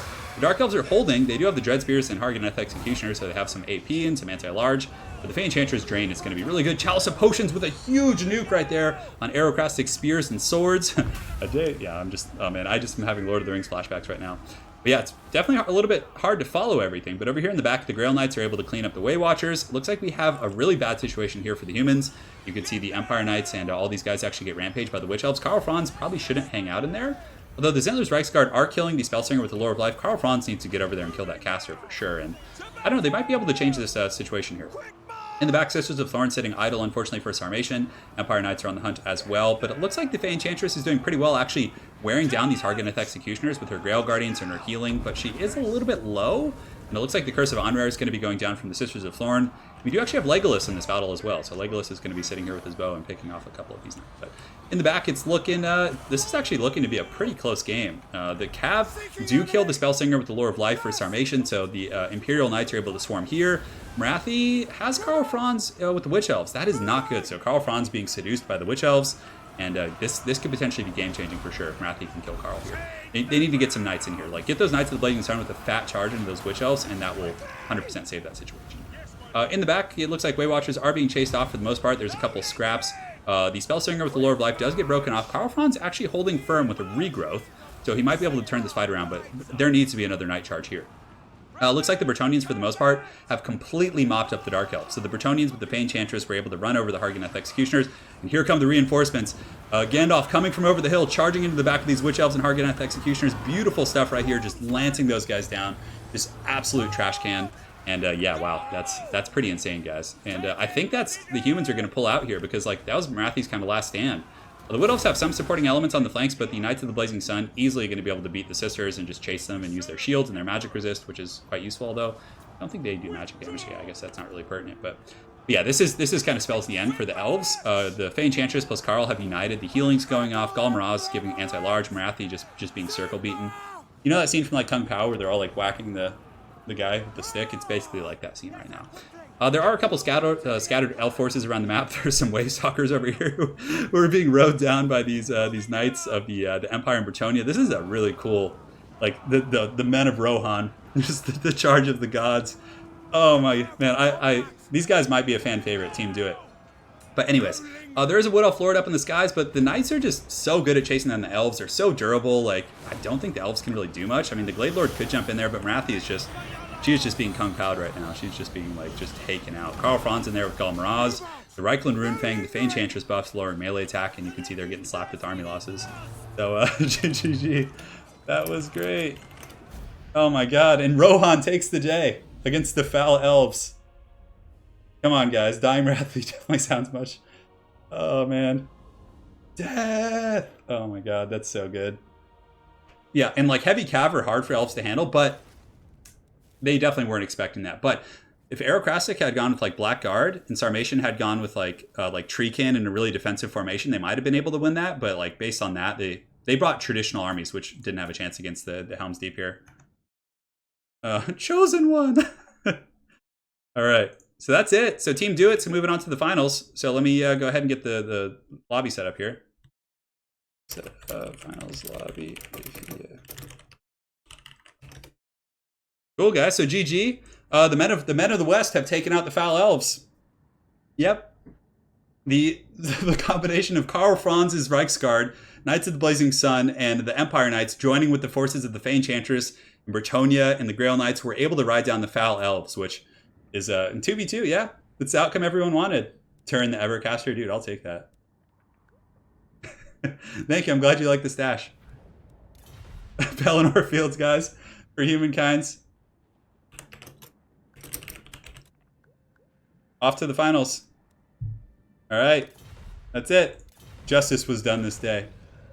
All right, guys, so we're joining up. Thank you guys so much for the donations too. Hopefully that was gratifying seeing the Rohan charge.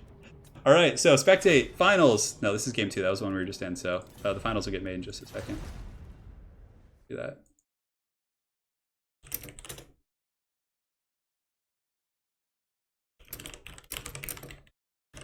Let me check. I think they might have just rejoined the same lobby, so we'll go check that in just a moment.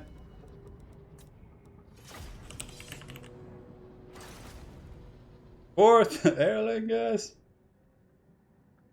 Okay, so it looks like they're just going to stay. Okay, perfect. That actually makes it really simple. Yeah, they're going to stay, and then...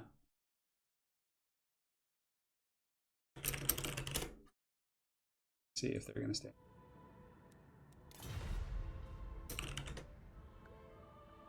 Gabo King has joined up for the finals.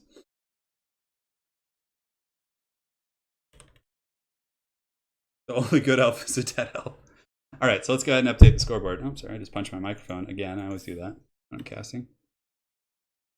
So, and then we need to just change the team. Taco Tuesday is the Gabo Kings team. I'm in Brachus Rex.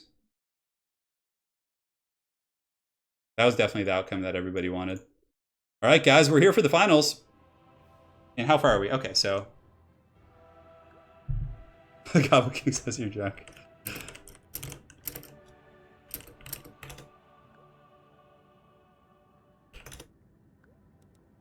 Okay, so here we are, guys. Let's get the screen blocker up. We'll get Chuck Norris back in action.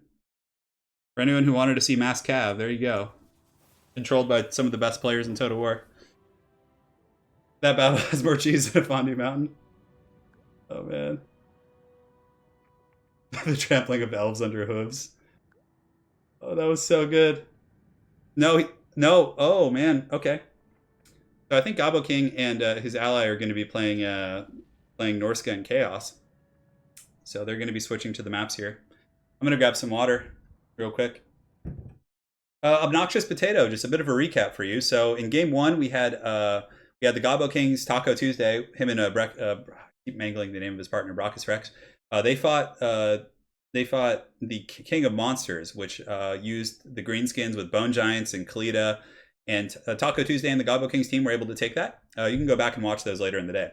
And then Team Do It just played against Team Sarmatian Peppercorn, which was Aerocrastic and Aerocrastic as well as Sarmatian.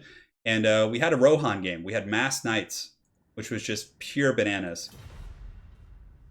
We are the teams. Oh, factions. Hey, who are you guys playing?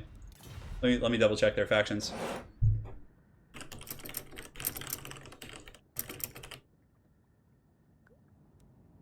Okay, let me get some water real quick, guys.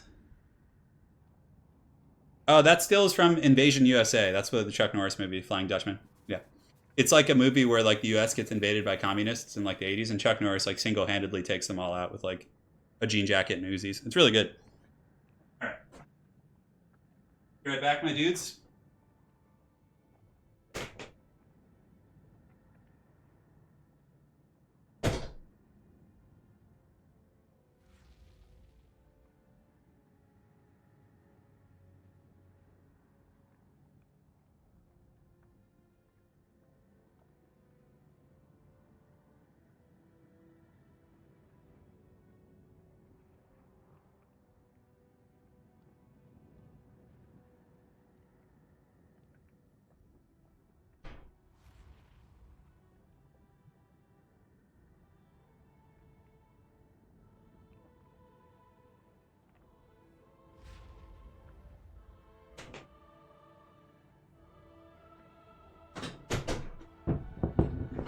All right, guys, I return.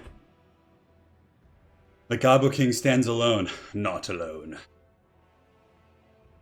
Jean jacket and a couple of boozies, that's all you need. That would actually be a good costume. I could grow a mullet like that for sure.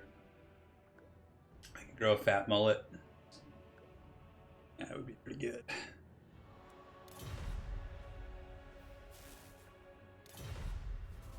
So we have greenskins and high elves? Oh, that's interesting. No, okay, they're picking their races now. They're just kind of dancing about. Let me double check to make sure. Great. It looks like all the players sent in their factions.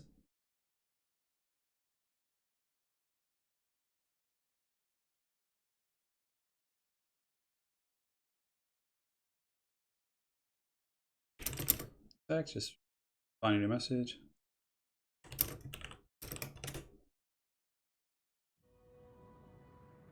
Oh man, vampire counts Tomb Kings, but it looks like it's going to be double vampire counts. But the only difference is going to be one of them is going to be, and we got Chuck Norris blocking, right? That pick is from Invasion USA, yeah, yeah. So the High Elves and the Tomb Kings are going to be the differences here. Yeah, it'll be interesting. I don't know. I wonder how they're going to play. Like, are they going to play aggressive, or are they going to play bear? Bear with the $100 fat, erect, chubby donation to the king. Go Gabo. Dude, well, I feel like, yeah, Gabo's definitely one of the people's champs. But I don't know, guys. How can you pull against Team Do It after that mass Rohan charge? Thank you so much, Bear. Rub. Holy shit. Thank you, man. Nice and hot. Hot and spicy Well, meat. Bear wants to. Yeah, Dwarf Furious. I'm boy. sure Bear wants to contribute to the stakes of the tournament as well. So, thank you so much, man. I really appreciate it. Yeah, and again, the team that wins gets 25% of donations. They'll be splitting it between the two of them, obviously, but it's still pretty sweet. Bear dropping the hammer. What is it? What are you saying here?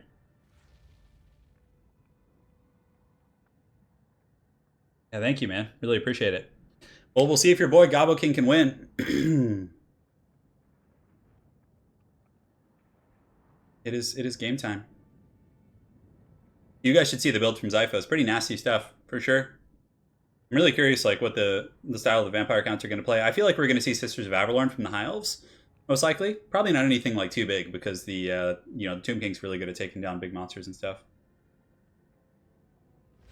Yeah. Praise be to the bear. Yeah, thank you, man. Really appreciate it. Yeah, this might actually be one of the bigger pots we've had in the Flash tournaments, as far as the prize pool for the lads. We got the Crossroads. Yeah, they all sent in their factions. Oh my god, I wish I could tell you guys these units, but in case you're watching the stream, I don't want to like say it out loud.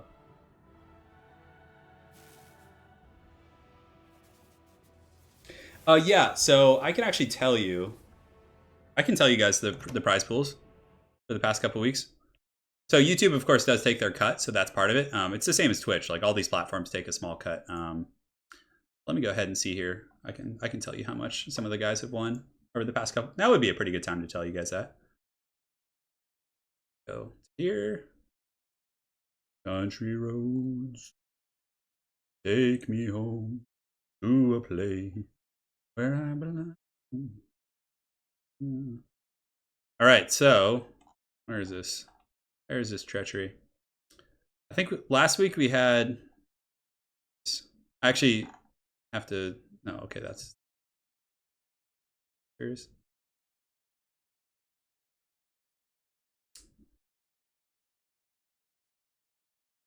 Where's that treason?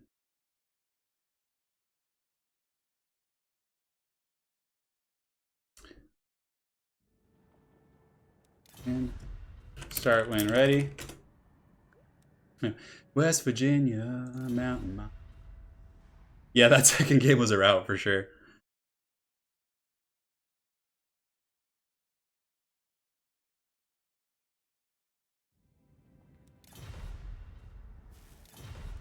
Yeah, High Elves are probably going to see Sisters of Avalorn. You could see Bolt Throwers, actually, like a super defensive style play with like Bolt Throwers and some Dragon Princes.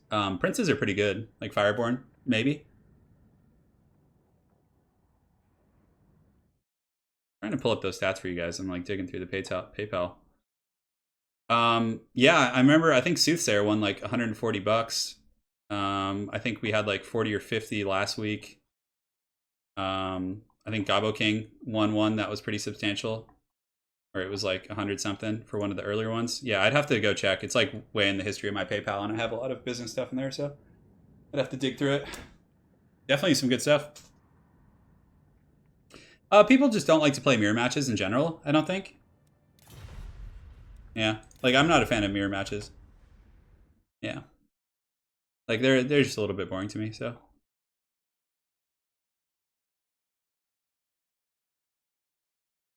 okay, did I miss something in Streamlabs? Let me check. I might have missed one. If I did, my apologies. I don't see anything, Spartacus.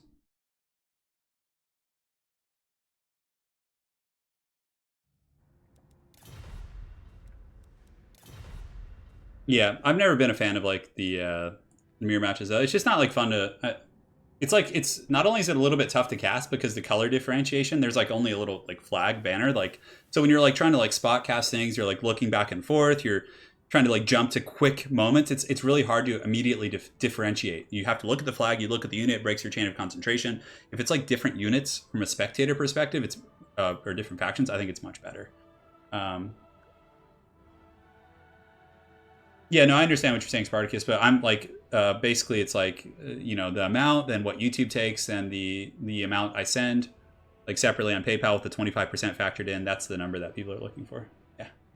Yeah, I think what I'll do is I'll have Lady Turin make like a Hall of Champions board, so we can like have that before all the streams with like all the past champions and maybe the amounts they won. I think that'd be really cool. So maybe I'll do that for next week. Yeah. And with Warhammer you have so many different races that it's definitely Brachus Rex is getting ready to go.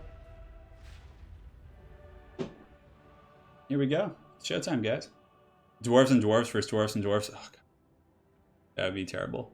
I mean, the flags have a little bit of a different like crest, like on the outside, it's like a minor color, but at least here they have two different factions. They have the Tomb Kings and Dark or High Elves to differentiate a little bit. So hopefully they have different lords too. Yeah.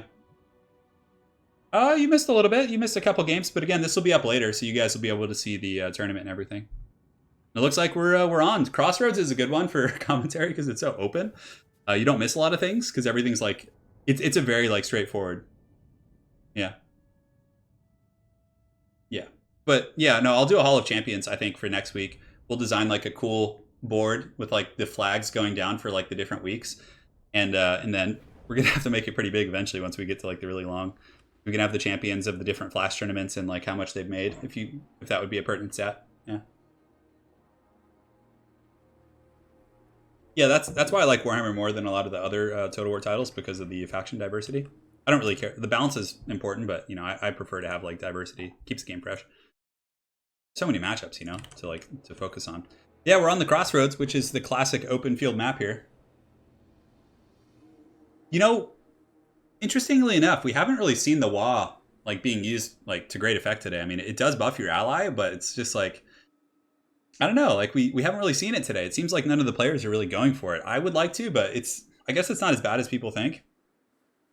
Yeah. Yeah, the sub-faction thing is interesting. Yeah, Chuck's gone. I'm pretty sure I got rid of Chuck. Did I?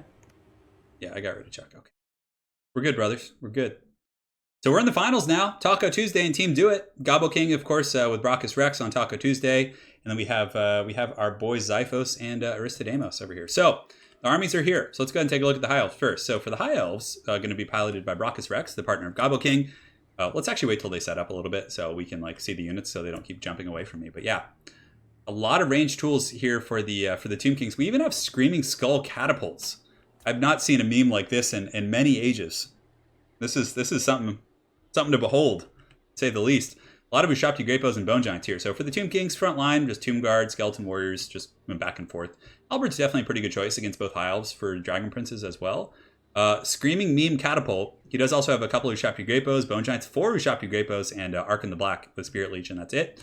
For the Vampire counts over here for Team Do It, he does have Manfred von Karstein on foot with Purple Sun. Pretty good against blobs. Purple Sun, won't you come? And then Skeleton Warriors, Chaff units for the most part. Blood Knights, Varix Reavers, Fellbats, and Mortis Engine. It almost looks like an identical build to what we saw earlier. I mean, a little bit different from the Tomb Kings, of course, but...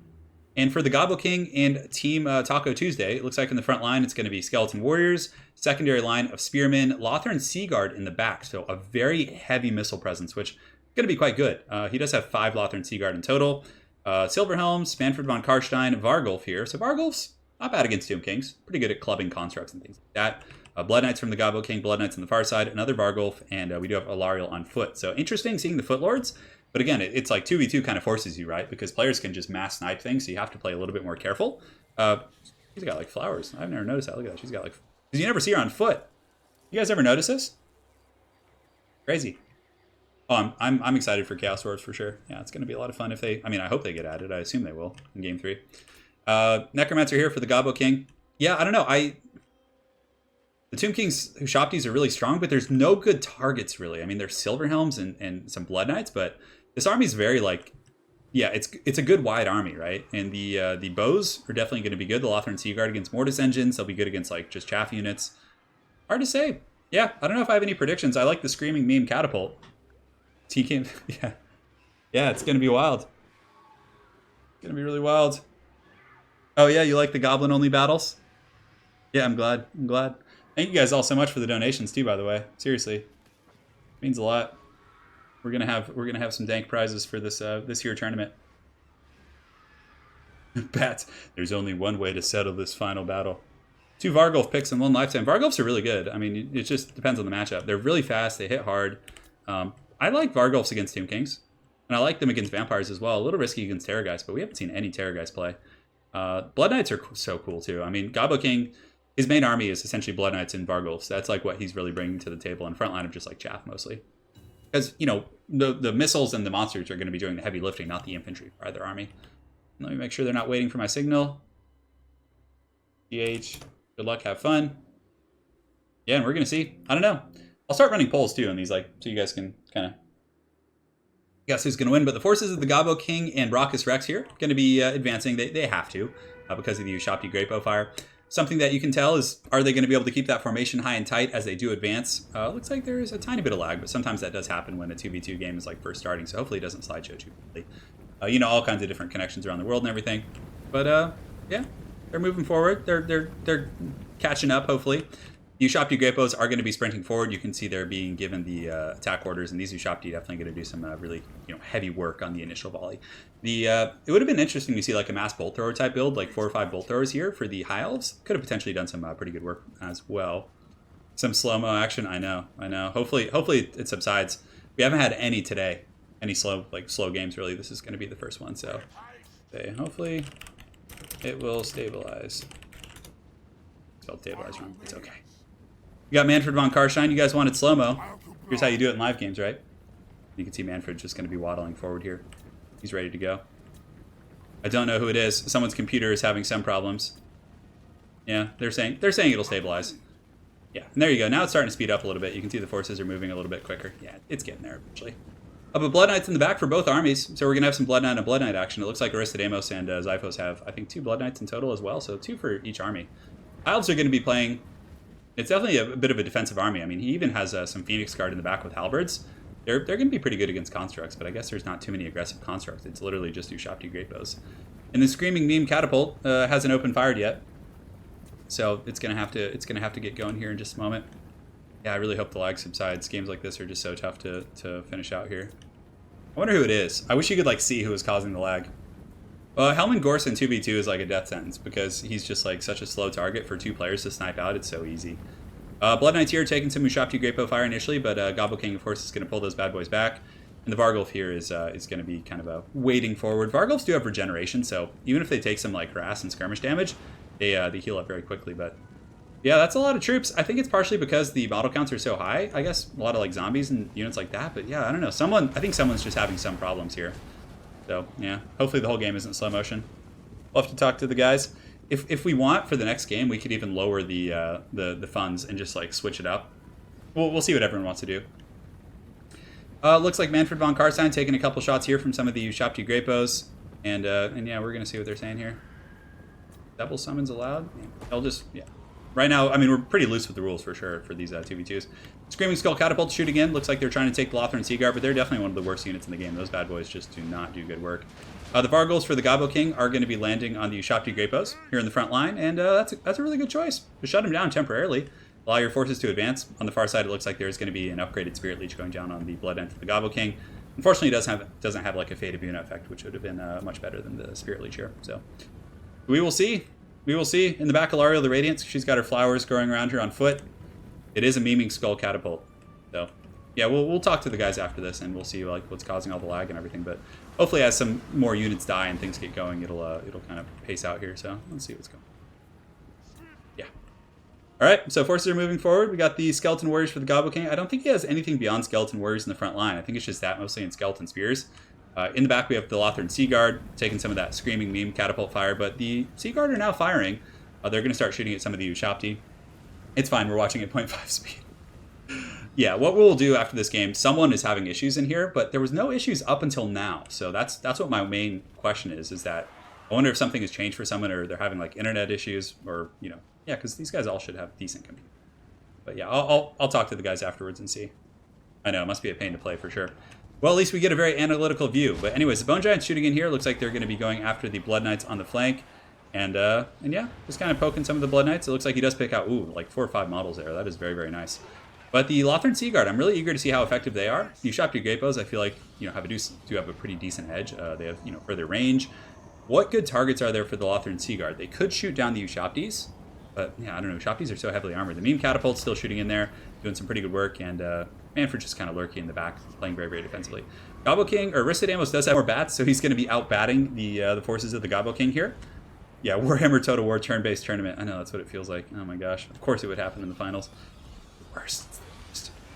Felbats just continuing to swarm in from the Gobbo King, shutting down the Ushopti fire. The Lothran Seaguard here doing a decent job just moving forward, taking some damage. They do have the shields, I think, but no, it looks like Brachus Rex did not bring the shielded one, so he's just going to be going for the anti-large, which isn't bad, because if Blood Knights or Cav come in and you're on top of your game, you can actually brace them pretty well. So Ark in the Black coming in, it looks like he's going to be summoning some skeletons on top of the Blood Knights of the Gobbo King. Gobbo King is going to be countercharging with his Skeleton Spearman right here.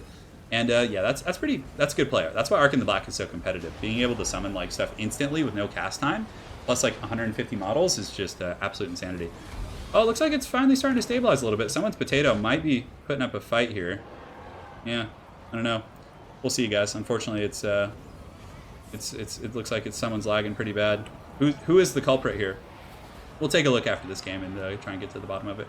But the Lothran Seaguard fire from Team Taco, which is Gobbo King and Brachus Rex here, are finally kind of settled, and they're going to start shooting at some of the Ushopti here. And, they don't have the best AP, but let's go ahead and take a look at the armor piercing on these bows. So they have 20 missile damage, and it looks like in total they do have 4 AP, so not that great. It's kind of similar to like Savage Orcs, but sheer volume of fire could definitely tear things up. Gobbo King taking some work over here. It looks like Silver Helms from Brachus Rex do charge in.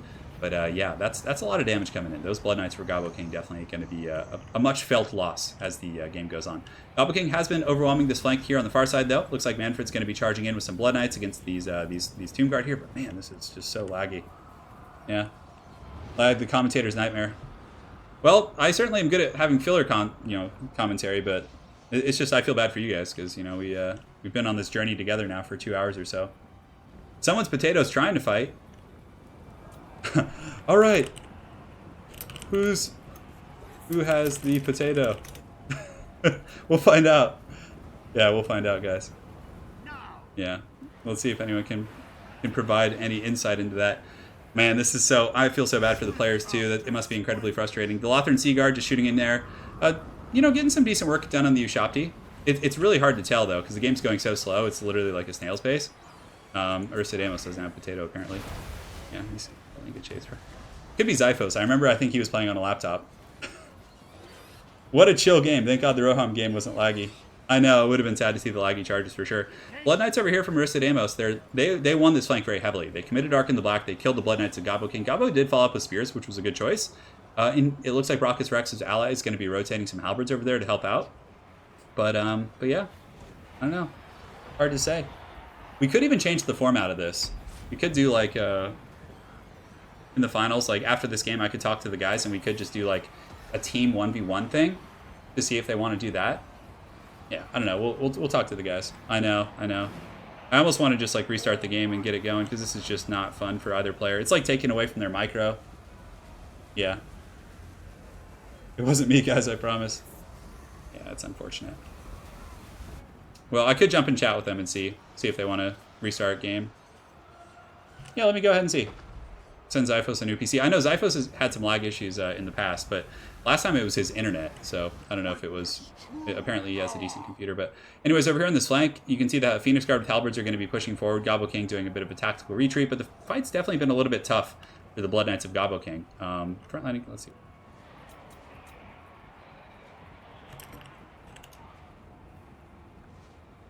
How can you play this game? Yeah, it's definitely unfair for sure, because it basically slows everything down, so like players can just react with ease. It's like playing campaign on slow-mo. Yeah.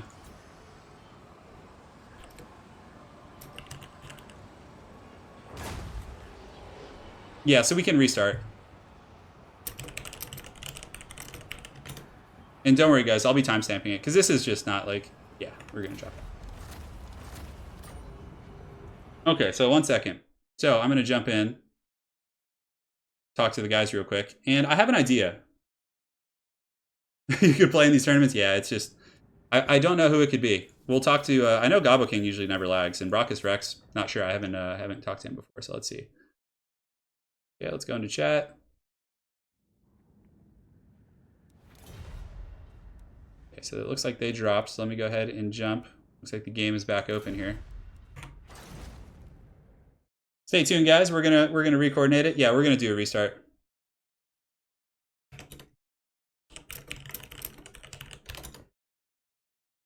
Who has the potato? I'll tell Gobble King to remake the game.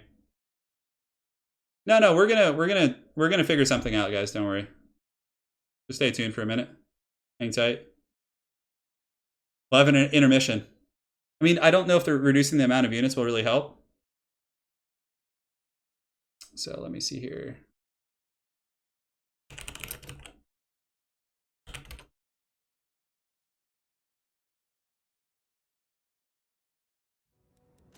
We'll have Gobble King make the game. Because none of them had problems up until then. Yeah.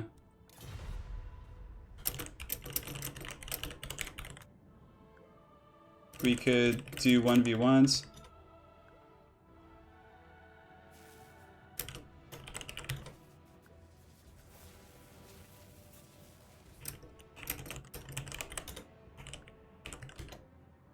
I don't think it's any of us. I mean, my connection's pretty good right now.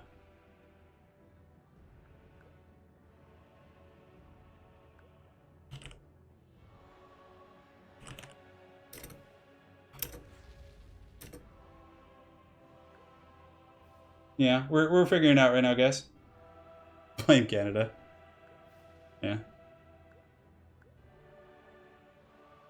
Let's see. Looks like we have 4 players. We don't have anyone random in here. We could try. 2v2. New factions. Yeah, we'll see what the players want to do.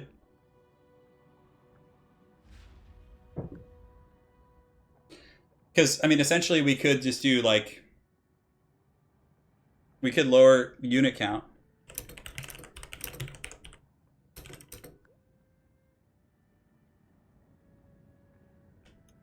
You guys want to do team 1v1s?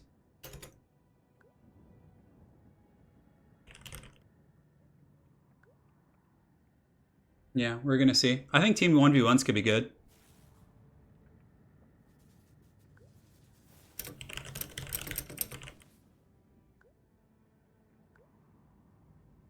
So first team to 5 wins. I think that actually works pretty well.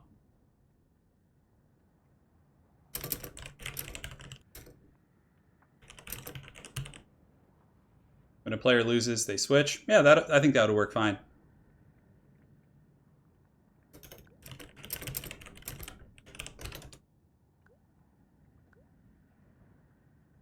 They're just talking about like Star Wars stuff here while I'm like, trying to figure this out.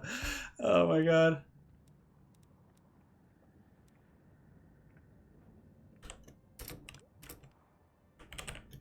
Okay.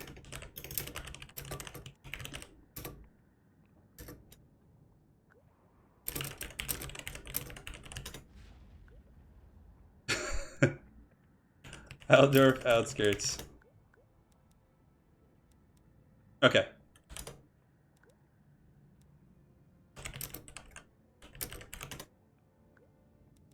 Okay, guys, we figured it out. We figured it out. Okay.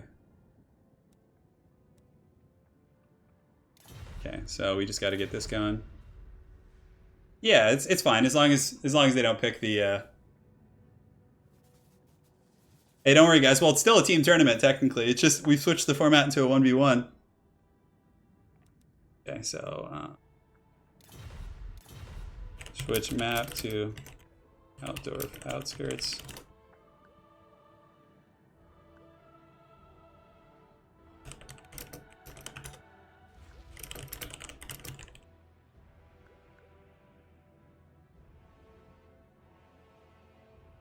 Oh yeah, Chuck will be back. Chuck is coming right now.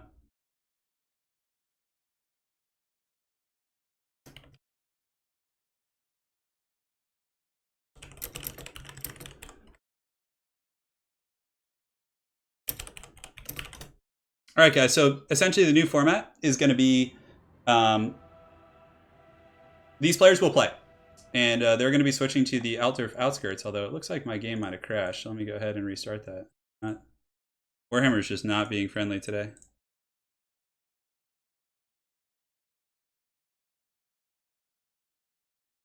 So they're going to be playing like a team 1v1. So it's the first team to get to 5 wins.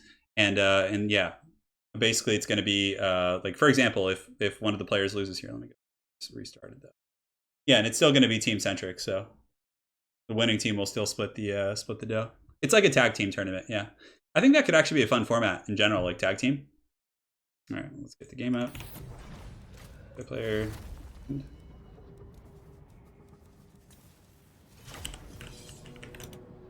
We're in. Everything's falling apart, Bob. No, our pets' heads are falling off. Let's make sure they got the right map. Okay. Start when ready. Vampire Counts vs. Elves, game 1. We got Brachus Rex versus Ursa Demos. Zyphos and Gobbo King in the wings. We got some heavy hitters in reserve, as well as on the battlefield. The Cedric cannot hold. It's been a wild day. That's the thing with 2v2 sometimes, is like you have like 5 connections. It's like, ugh. That's always why I've hesitated to do those. So, yeah. See what happens. But if there's some sort of an issue here, we're going to know who has the potato now. We're going to know. Ooh, this is a nice army from Marissa Demos. I think he's playing High Elves. Find out.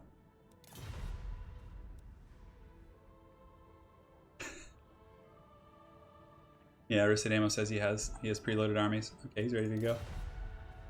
Tag team. It is a tag team.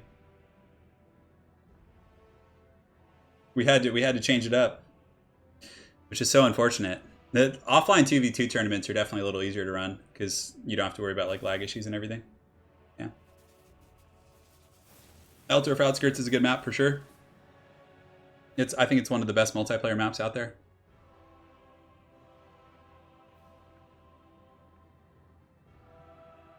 Yeah, it's pretty much what we're doing here, Salem. It's like, so whoever loses, their partner then steps in, first team to get to 5. So like, if let's say like Brachus was able to win like all 5 in a row, right? He's just gonna win it for the team, which is gonna be pretty good. Got a 60-minute time limit, which should be fine. Don't need to change that, I don't think. Should be good to go here. Yeah, we started early enough too, so hopefully this time is still working for you guys. We're gonna find out who has the potato for sure. And we're going to see which team gets to 5 first. Could be quick. 1v1 games are always like substantially faster, of course. Less stuff going on. All right, let's get rid of Chuck Norris. And we're good to go. And yes. Gobbo King said he had to take a quick phone call anyways. The battle's underway. So High Elves versus Vampire Counts. Now, I've always felt like this matchup slightly is in the favor of the High Elves. But again, I'm not the best High Elf player. So... yeah, I don't know. You're probably going to see Black Coaches and Blood Knights, I would imagine, than just like a very wide army. Black Coaches are actually really good against High Elves. They do magic damage, which can circumvent physical resist on a lot of units. They cause terror. Just like a pretty decent unit. And they're not like so high sitting that they're like an easy target for the archers as well. So there is some give and take there. You might see Fireborn, but in the competitive metagame, a lot of people just bring Manfred with Fate of Buna. So it's like really rough to have a 1900 gold unit just get dumpstered by a Fate of Buna really quick. So there is a little bit of that going on. Yeah. A little bit of that. A little bit of this, a little bit of that. I know, it's a shame, though, that we couldn't get the 2v2s. They had pretty cool builds. I mean, I see someone struggling to load here a little bit, so it could potentially be one of these lads. One does not simply get rid of Chuck. No, he's got to hang. Him and Steven Seagal have done a good job doing our screen blockers for the past couple weeks. The player with the potato has to play Dwarfs as punishment. Oh, man. Place your bets. Yeah, I mean, it's unfortunate, but I mean, there's a little bit of lag now, but it's no, yeah. You see, they both stabilize super quick. Yeah, okay, we're totally fine now. So in game 1, so we have Team Taco Tuesday, which is Brachus Rex and the Gobbo King. So in this tag team here, we're gonna have Brachus Rex as and it looks like he's gonna be high. So he does have the Pigeon Lady. He's got the Heart of Averlorn, Arcane and Forging, which is pretty good against Manfred, and also a Star Dragon. So pretty cool stuff seeing the big dragon. Front line of Spearmen. They're not going to kill anything, but they're going to hold until the end of time for their cost. I mean, they have really high melee defense in the 50s, which is always quite solid. Lothar and Seaguard are also pretty good. Anti-large, so against Black Coaches and Blood Knights and Barracks Reavers and charges from any sort of monster. They have that charge defense. It is a little bit micro-intensive. They have to brace and prepare for it, but if done correctly, it's very strong. Silver Helms in the back, and the Keepers of the Flame, Phoenix Guard. And over here for the team that is Aristodemus and Xiphos, which of course is Team Do It, they have zombies in the front line. Well, he has zombies, Aristodemus does. And mostly chaff, just super wide. He does have Manfred von Karstein with Spirit Leech, no Fate of Buna, but he does have the standard spells other than that with the Sword of Unholy Power. For any of you guys who haven't seen the Sword of Unholy Power, it is this bad boy right here. Yeah, so this is a really good item. Whenever Manfred's in combat, it basically gives him massive winds of magic. That's why Manfred is like can just cast spells like nonstop, which is pretty good. Over here we do have Invocation of Nehek, and we also have Raised Dead. And that's pretty much it. Blood Knights, Black Knights, just a lot of cap pressure, which I think is pretty good. Even if you like rear charge, the Blood Knights, if they can like lance that Star Dragon down and catch it in the open, it's going to be like game blouses. And then the Black Knights are pretty good at just, cycle charging and being annoying. So start when ready. And that's it, guys. We're underway. Yeah, we're going to see. We're going to see how this goes. And again, the winning team will still get the prize money. Don't worry, guys. Nothing has changed, so. Oh, man. Yeah, I know it's not Gobbo Kings. I mean, the only one who's missing from the equation is Xiphos. Oh, man. And Xiphos, too, had connection issues in last week's, and that's when I had to step in and play in the finals versus Aristodemus. Yeah, pretty fun. We'll find out. Yes. But yeah, Manfred's a good pick. Black Coaches are a good pick. Blood Knights also very solid. The thing about Spearmen, now Spearmen have good melee defense, but they have low armor, so if you can catch them without their charge defense, like moving with like Blood Knights or Black Knights, you can get a ton of value. So don't be afraid to like charge them if they're on the run. They have low AP as well, so they're not going to like give it back. But there's no Buna effects against the Keepers of the Flame in the back, and Lothar and Seaguard are quite resilient, but there's not too many good targets for those guys. That's for sure. I mean, yeah, there's a couple. There's a couple. Here we go, guys. The battle's underway. You can see the Star Dragon's going to be pushing forward. He can definitely get some free breath attacks. As far as targets, I mean, he does have skeleton warriors and zombies, and there's some knights over here, of course, the Blood Knights and the Black Knights, but yeah, I wonder if he's going to try and get some breath attacks. He should go kill the Fellbats, though. I mean, he can definitely get in there and harass the Fellbats a little bit. The Pigeon Lady, plenty of healing, doesn't really have to worry about Spirit Leech. There's no Terrorgeist or flying play here, so he's relatively. No Sisters of Avalorn, though. Sisters of Avalorn definitely very good against knights and that type of play. And Pigeon Lady's just going in there quick. I wonder if she's going to use Arcane and Forging. Looks like she's going for freebies on the Fellbats. She's very fast. She has 110 speed, so she can start, getting some free kills here. And you can see one of the Fellbats does fall, and they're actually going to attack her. So that's going to make it kind of hard to escape. I mean, although it looks like Aristodemus does charge in and then pulls back here. The rest of the army of the High Elves kind of just sitting stationary, just going to be using the Lothar and Seaguard defensively.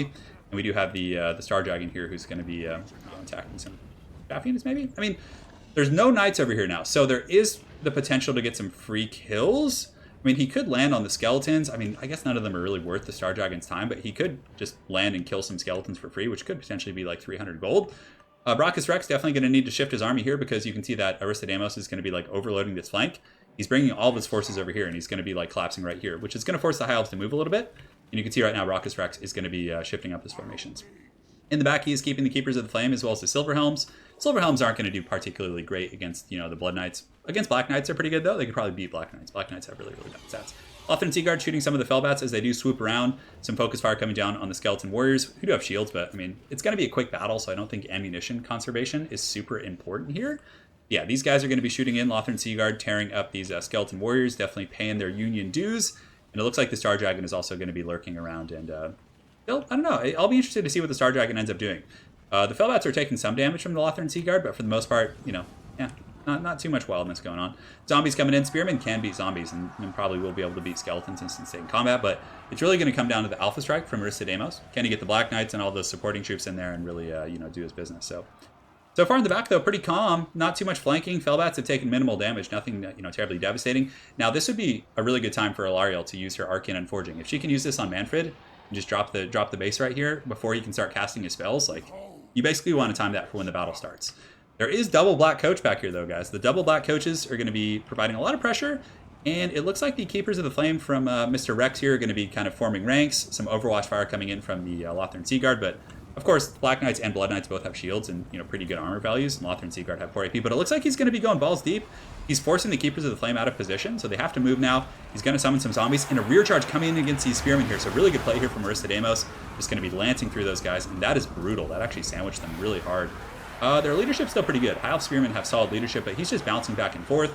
Black Coach is in the back line just riding amok amongst these guys, and it looks like the Dragon's going to land, which is good. He needs an anchor back there.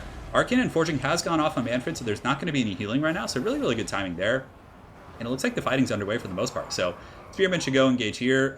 It looks like, yeah, he's going to be turning the main fights back here now. So Blood Knights, everyone else is going to be charging in, trying to pin down the Star Dragon, but the problem for Aristodamos is he's kind of fighting on top of Blood Knights and some of these other higher value units here. So yeah, look at that big old dragon and pigeon lady getting in there, and yeah, it's getting pretty crunk in the back line. But anyways, Blood Knights for Aristodamos are going to be pulling back. The Star Dragon has too much support. He has the halberds here, the Keepers of the Flame, one of the best anti-large units in the game. I mean, not in terms of their efficiency, but more so in terms of their actual power level. Right here, the Blood Knights do get another charge into the Silver Helms, and a great charge. So Aristodamos just kind of bouncing around in the backfield, and it seems like the High Elves are having a really hard time defending all of their Lothern Seaguard, who aren't generating great value. They're kind of just shooting Fellbats, but the Black Coach is just memeing all over their faces. You can see this. He gets in there, does some pretty good damage. Now the Fellbats coming in, they're not braced. Their skeletons collapsing on them. And I think the High Elves might be able to pull off some sort of a Helm's Deep if the Dragon can get enough kills. But, oh, the Star of Avalorn, that must have been a mistake. Damn, that really sucks. So I think he accidentally misclicked there, which does heal these guys up for what little damage they had taken, but that was definitely a big misclick, you can tell. But the Dragon's going to be going in. It looks like they are forming a Helm's Deep. That would have been really nice in the end game to just stack on top of the halberds and everything. It looks like Alariel and the Dragon trying to kill Manfred, but of course he's pretty fast on his horse, I think. He has like, what? No, he's actually not. He's only 66 speed.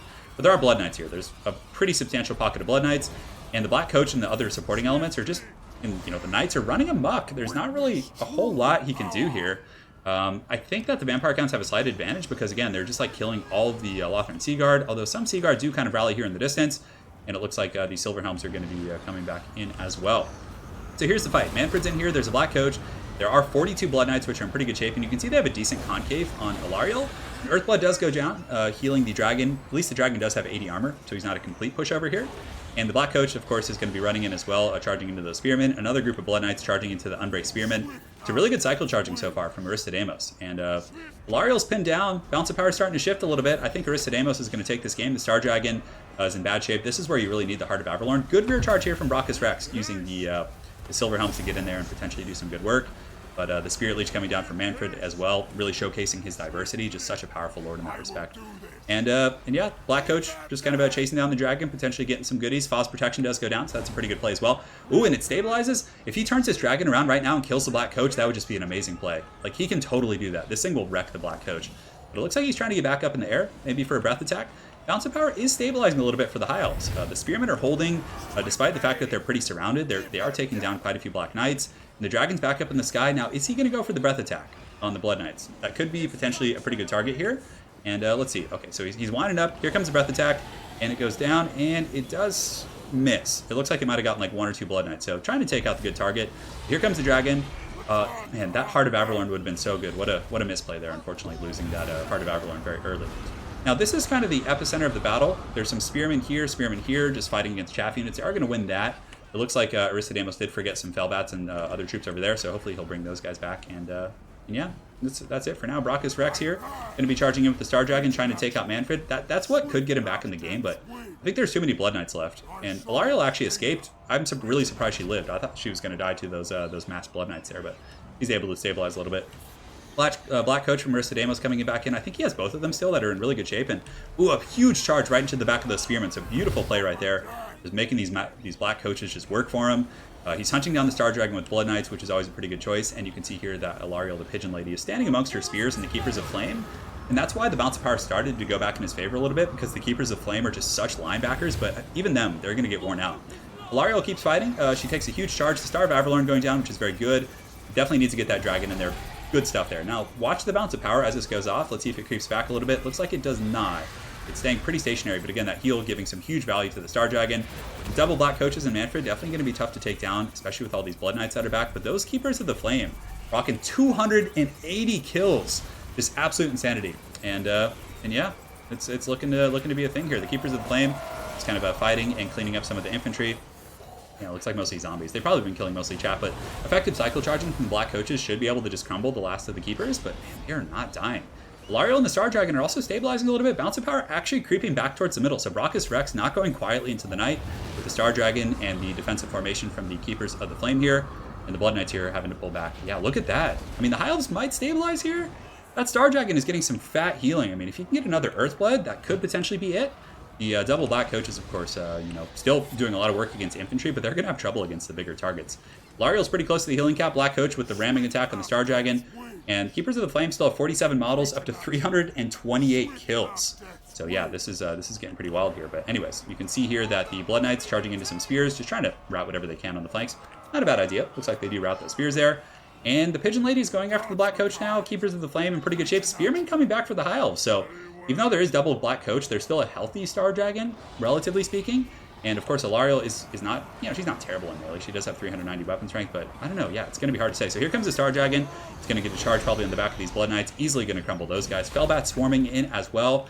The High Elves did get those reinforcing spears, and the Keepers of the Flame are tearing apart a lot of the chaff and supporting units, but I don't think he can kill the double Black Coach. I think the Black Coach plus... Oh, Manfred takes a huge hit right there. So Manfred just got clubbed by that dragon, but Alariel's also taking some work. She probably needs to get up and just, you know, kill, like, easy free things on the flanks. And Aristodemos does notice that he had some zombies back there.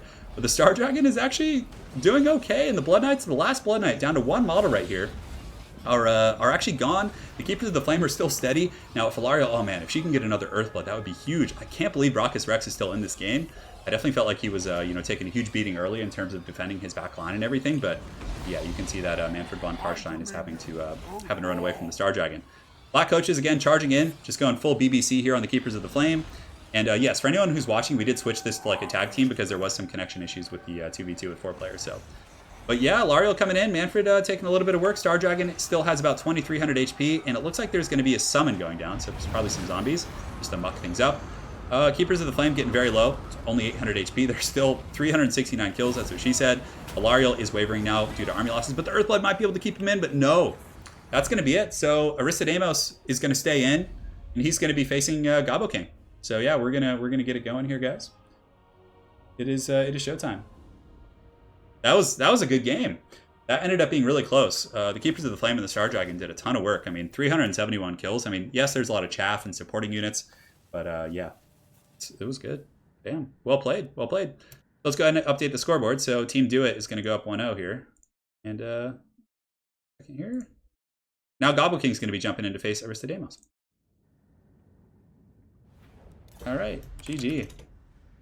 So Gobbo jumps in now for Rex. I'll let Gobbo King know he's up. Hopefully he's here.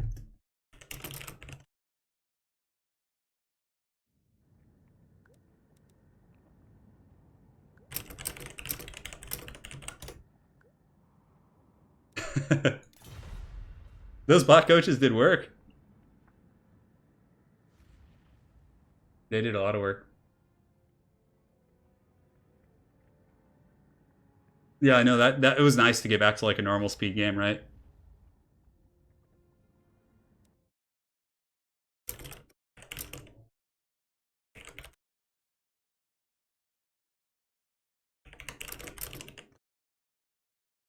And we are on.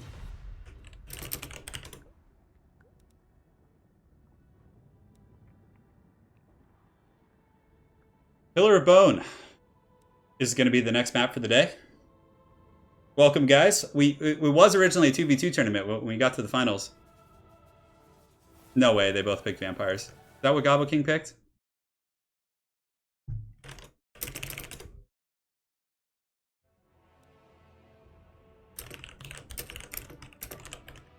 Okay, so what we'll do is we'll keep him as that, and then...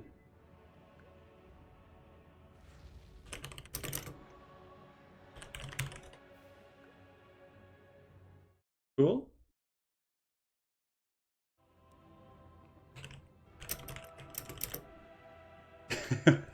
Everyone's trolling Zyphos.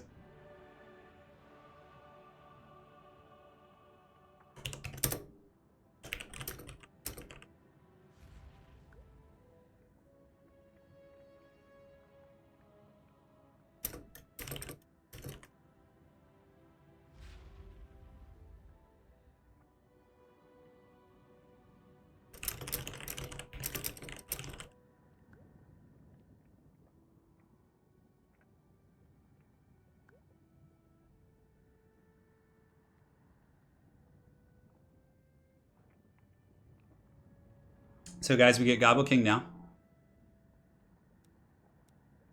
And it looks like Aristodemus already has his build. This is actually a good matchup for Norska. Norska can definitely do very well here. And let me make sure we're good to go.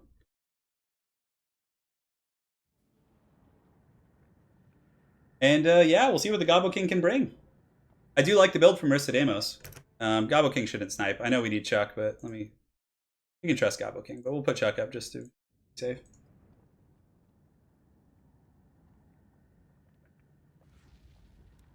Yeah, I would say this matchup slightly favors Norska. I think Norska is really good at swarming. Although most Empire players don't really bring too much powder weaponry. They just go like super heavy with the cav and stuff. Knights of the Blazing Sun are pretty good.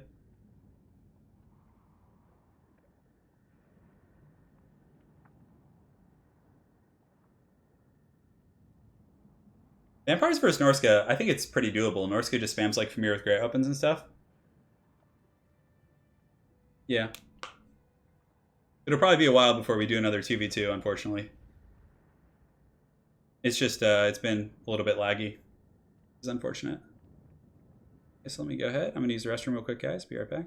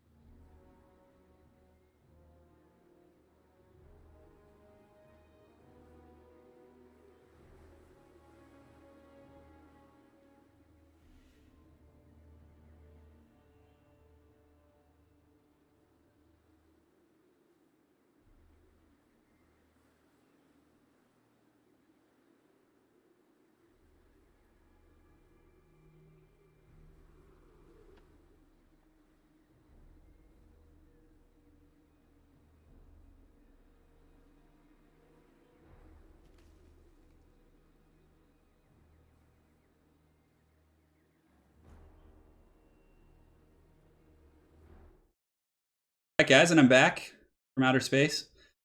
And yeah, we got Gobbo King taking on Aristodemus here. Excited to see what he does. It's definitely yeah. Oh yeah, Gobbo's definitely got the build. He's got some goods. He's got some goodies. He knows. He's expecting the heavy cav. A lot of Norskin players like try and swarm, like in the old style, to deal with like Empire's missile play, but I think Gobbo King is he's a clever one. Let me get rid of Chuck Norris here. So Taco Tuesday is Gobbo King's team. They're down 1-0 right now. It's basically tag team. So the first team to get to 5 wins. It's basically, yeah. So it's basically just kind of like tag team back and forth. Yes. So for the forces of the Gobbo King, front line, he has Marauder Champions, which are really good against Flagellants and Swordsmen. He's going to beat the brakes off the front line of Aristodemus here. He does have a couple of Marauder Spears to defend his flanks. He's got Norskin Ice Wolves to frostbite heavy cav as they come in. 2 groups of Familiar with Great Opens, which I like quite a bit. They're basically a hard counter against the heavy cav of the Empire here. So great pick there. And he plays when you lose. Winner stays.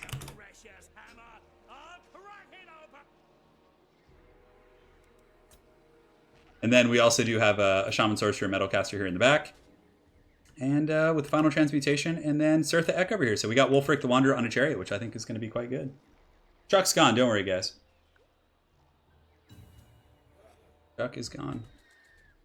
Yeah, unfortunately we did have to change the structure of the tournament a little bit, so there they go. So I definitely think that the Gobbo King has all the answers for dealing with the heavy cav. I mean, there is some good counterplay. Silver Bullets from Aristodemus can do a ton of work against Famir. On top of that, he does have another Free Company Militia who don't have the best AP, but his champions, Norska has the better infantry here. They have the answers to the heavy cav. It's going to be very micro-intensive for Aristodemus to try and win this game. Knights of the Blazing Sun in position. We do also have the Royal Altdorf Griffites.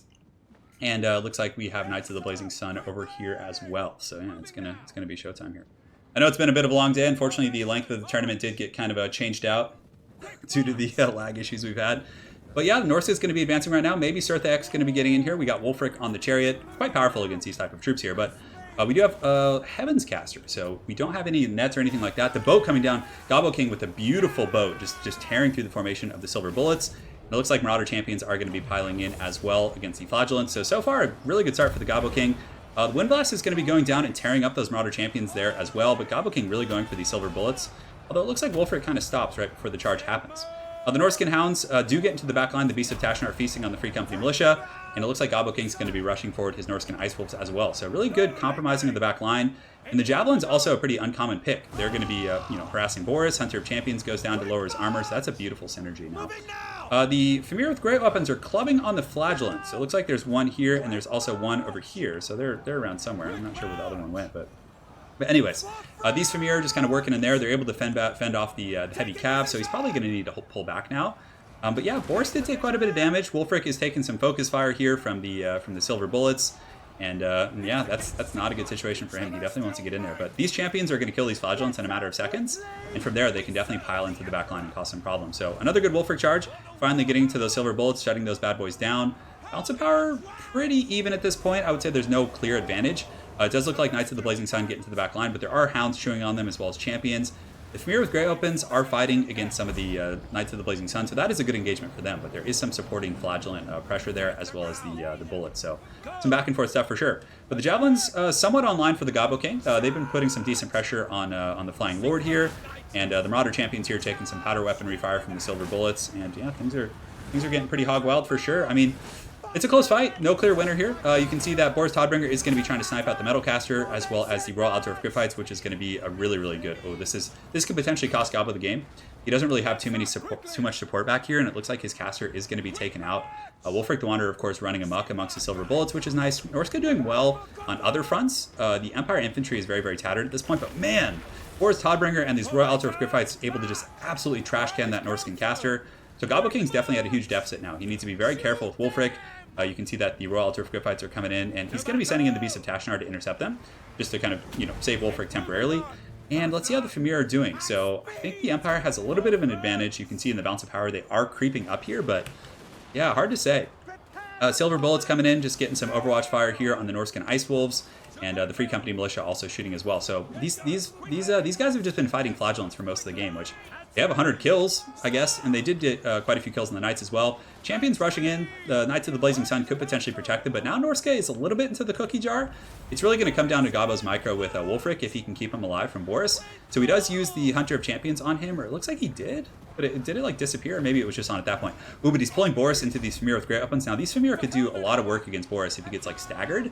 But Wolfric, yeah, he's having trouble finding a home. The Royal Altdorf Griffites are also in really good shape, and they're going to be swarming over here. And those Griffites could easily tear apart these Famir with Great Weapons. Now, the backline for Norska is going well. The Imperial forces are kind of being dragged down. Knights of the Blazing Sun, not in the best shape here. You can see the Marauder Spearmen are going to be hunting as well. But yeah, the Famir are starting to get worn down. Curse of the Midnight Wind really lowering their defensive stats and their melee attack. But yeah, I don't know. Hard to say. I don't think that Gobbo King has a stopping power to really deal with Boris here. And you can see the Famir Warriors with Great Weapons actually get terrified by the Demogryph Knights, who are just pretty much full health. So they're in really good shape here. Wolfric's on the run. Let me go ahead and make sure here. Yeah, so Wolfric's going to be charging in. It looks like he's going to be hiding amongst these Famir, which is probably his best choice. If he could just like sit here and pull him in, this could be his way to get back in the game. But oh no, the Famir Warriors actually get terrified right when he lands. I think that's going to be it. I don't know if Norska can pull it back. If anyone can, it's certainly Gobbo King. He's getting some decent javelin fire here in the back. He's actually killing the Flagellants. He does get some rallying, so he has some elements to bring back to bear here. A lot of the missile units and the heavy cav are starting to get worn down. It's mainly just Demogryph Knights now. If he can keep Wolfric alive, I think he might have a chance. But yeah, that's really what it's going to come down to, because Boris is so good at hunting down these type of units. So Gobbo King falling back into the spears here. The Marauder Spearmen, of course, going to give a nice buffer here, do a little bit of damage against Boris, and Wolfric's stable again, right? These champions could definitely do a little bit of Pound Town on the Celestial Wizard, which would be great. But that terror route from the Royal Altdorf Griffites is just causing huge problems. But Gobbo King in the back has rallied his javelins. Now they can come back and potentially do some really good work against the Altdorf Griffites, but yeah, it's going to be tough to take down the caster and Boris and like all of that stuff. Gobbo, in the meantime, using Wolfric the Wanderer. He's very beat up, so this is good play as well. He's basically just trying to secure the back line, just dealing with the spears and everyone, everything like that. The Marauder Hunters with javelins are in good shape as well, and yeah. I don't know, Gobbo King's kind of stabilizing a little bit, but it is going to be tough to take down Demogryph Knights. But I mean, most of Gobbo's army is spears, but Boris is like full health. Wolfric needs to be so careful. I mean, yeah, the javelin fire here doing a lot of work because these spearmen actually don't have shields. So yeah, I don't know, Gobbo could bring this back. Balance of power pretty heavily in the favor of Aristodemos here. He does get the Hunter of Champions to slow him down. And those Royal Altdorf Griffites, though, just causing tons of problems here. But the javelins are scooting forward.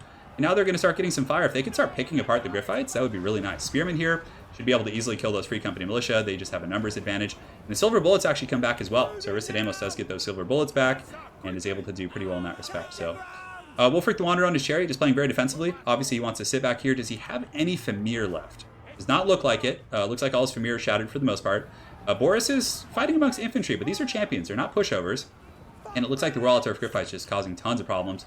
Wulfric probably going to be charging into these spears, but good javelin fire from Gobbo King, but he is a little bit low in ammo, which is tough. Oh, Wulfric's going in. I think Gobbo King might be going for some sort of an alpha strike to try and get back in the game. No, he's actually going to go after the spearmen, which is going to free up the champions. And yeah, he needs to get back here and polish these guys off right now. But it looks like army loss is there. So it's going to be Mr. Rex back in for the next game. Aristo does take that one. Yes. All right. Aristodamos is back from outer space. Well played. I think the biggest thing was Gobbo losing his caster. I think if Gobbo had kept his caster, he would have been fine. I think that one moment where he let his caster get compromised was really tough. So let's see here, and we'll do this and do this. All right. So Aristo, and now GG. Stand by for Rex, and we'll see what happens. Let me go ahead and get Mr. Rex back in here.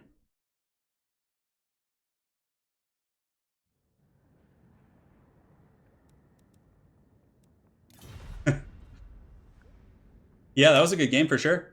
I mean, that's a pretty solid Empire build, so.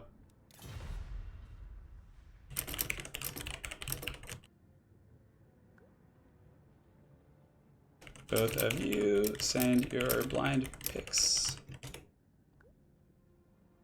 Once I get both, we can go.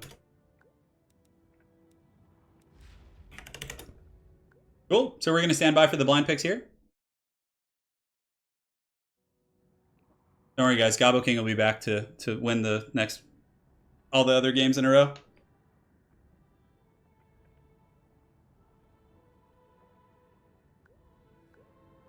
Cool. I got the blind picks here. And map. We got the blind picks. Great. Map will be to the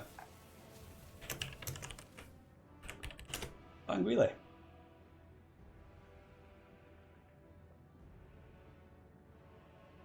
I think it's just with an L, actually. So yeah, we got Dark Elves from Brachus Rex and Aristodamos. Let's see what his is. Okay, High Elves versus Dark Elves. Yeah, that's going to be a good one.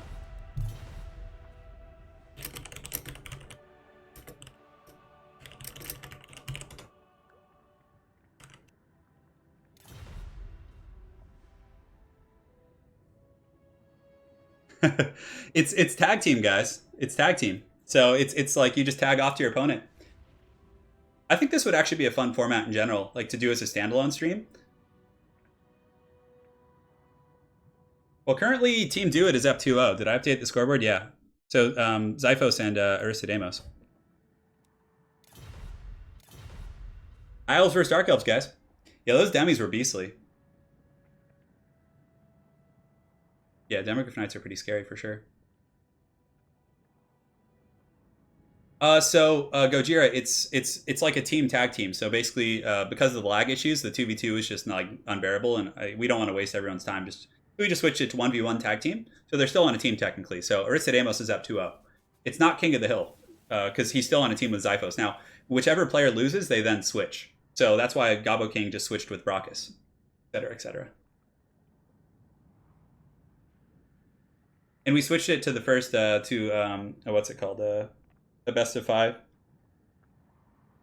Did I say first of 5? I think I meant best of 5. Yeah.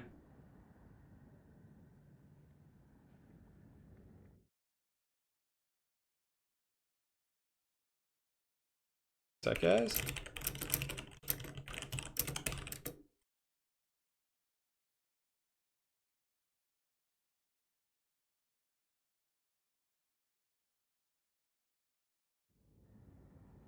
So yeah, we're doing. Sorry, I think I said first to 5, but I meant best of 5. So that's going to be. So if Aristodemos wins this, he's just going to sweep it for his team, and Zyphos gets to reap the reward.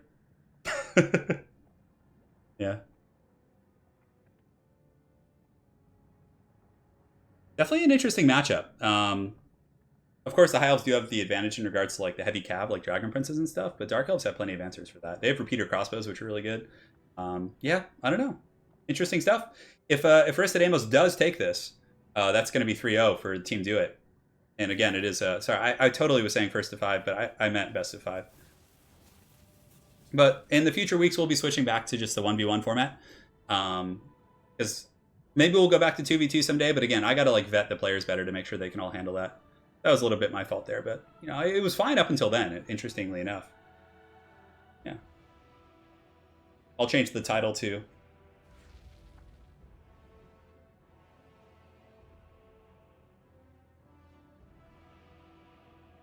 Great. All right, changed.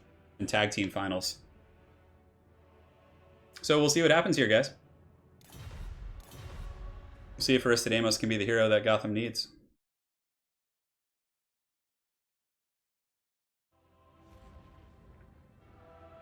It didn't seem like the Fimir on the left. Yeah, the Fimir kind of had a little bit of trouble finding a home, I felt. So we'll see what happens. If Brachus can take this, it'll get him back in the game for sure, and then he would be then playing Zyphos.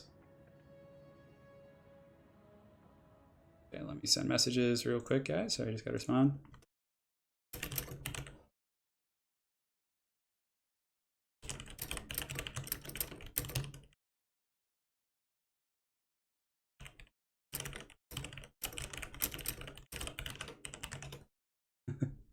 All right. We're good. Too many elves? I know, there's a lot of elves for sure. Yeah. Oh, do I have Chuck up? I have Chuck, right? Oh, no, I don't. Oh, God, I'm terrible. Okay. It's okay. Should be fine. It's been a long day. It's been a long day, guys. We're getting there. 2 hours and 51 minutes. Most of these streams end around 2.5 to 3 hours. That's kind of been our track record so far. Been a long grind. I might have to actually start doing these earlier, like 11 o'clock. I think that might be a little bit better because we started at noon today. Good luck, have fun. We'll see what Mr. Rex brings. He's got Darth Maul as his picture.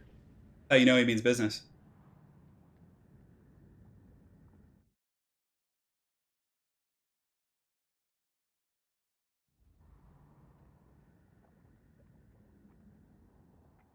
Yeah, that was kind of my. I always felt like Norska had an advantage against the Empire, but after I played the matchup more and more, and people like started using more heavy cap, it certainly gets harder. But the Fimir are quite good. I actually don't use Fimir in that matchup too much. You can't really use Throg. Also, you definitely got to use Wolfric.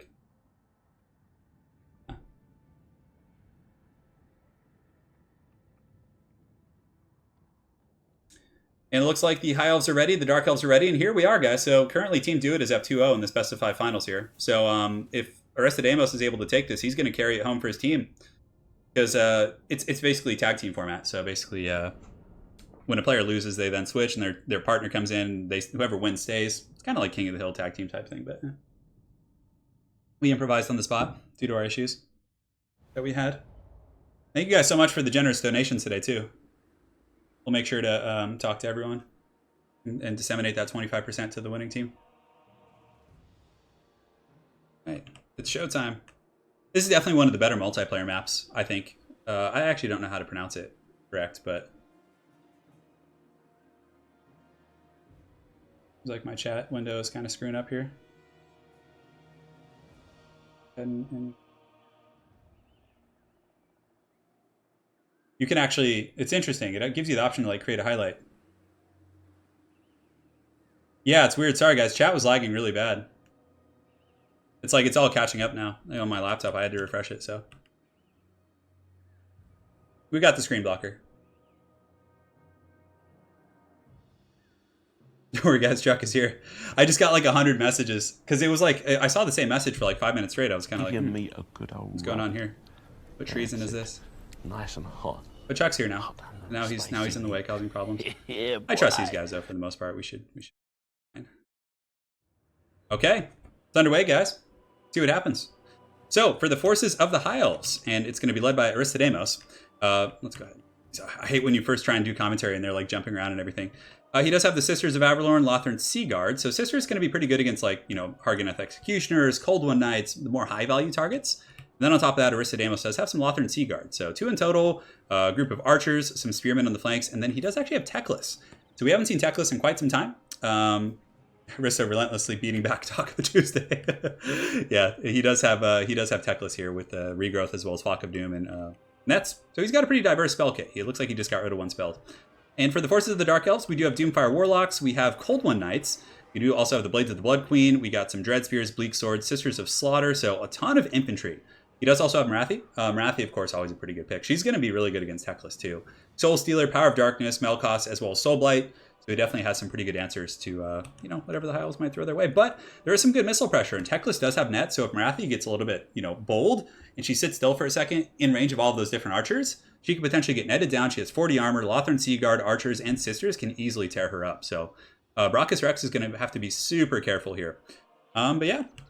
Aristodemos here has Teclis. He's got, you know, his archer formation. He does also have the Fireborn, one group of standard Dragon Princes. Now, as far as anti-Dragon Prince measures go, we do have Sisters to rampage them. We got Cold One Knights, Doomfire Warlocks, a couple of groups of heavy infantry, and Marathi is quite good against them as well with her AP and anti-large. So there is answers, but I think the High Elves definitely, yeah, it's going to be tough to handle those Dragon Princes, I think, if microed correctly. So good luck, good luck. We'll see what happens. Hopefully Chuck isn't still there. We'll find out in a second, guys. And there we go. Yep, Chuck's not there. Just double checking.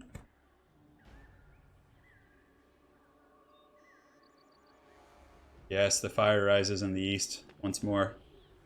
The High Elves and the Dark Elves, the classic matchup. One of the classic matchups. Not the only one. Marathi, though, quite good. A lot of people don't know, but she has like massive debuffs. For anyone who's new to the game, Marathi has the Heartrender and the Dark Sword, so it gives -9, plus Enchanting Beauty. So a total, yeah, that's pretty insane. Like -18 melee attack is so good here. So that's going to be really good in those like pit fights. But yeah, it looks like we're about to get underway. Cold One Knights can't stand up to the what's it called, Dragon Princes, but if you use them very defensively and just kind of sit back on top of spears and countercharge the knights, you can actually do really well with like Melkos supporting or something else like that. It can do some really good work for sure. So yeah, we're pretty much underway. Let me go ahead and make sure that's not double playing here. And the forces of the Dark Elves are going to be moving forward. So here they come, kind of scooting over into the forest here. And the front line is does have some Sisters of Slaughter who wreck High Elf Spearmen. But if Aristodemos can get these Swordmasters on the Sisters, oh man, that'll be a good trade for him. Also, the archers will do pretty well against the light armor. And the Dark Elves look to be pouring out of the forest, so things are getting a little bit hog wild here. So yeah, my apologies, guys. Chat is actually lagging a little bit, so I can't quite see everything.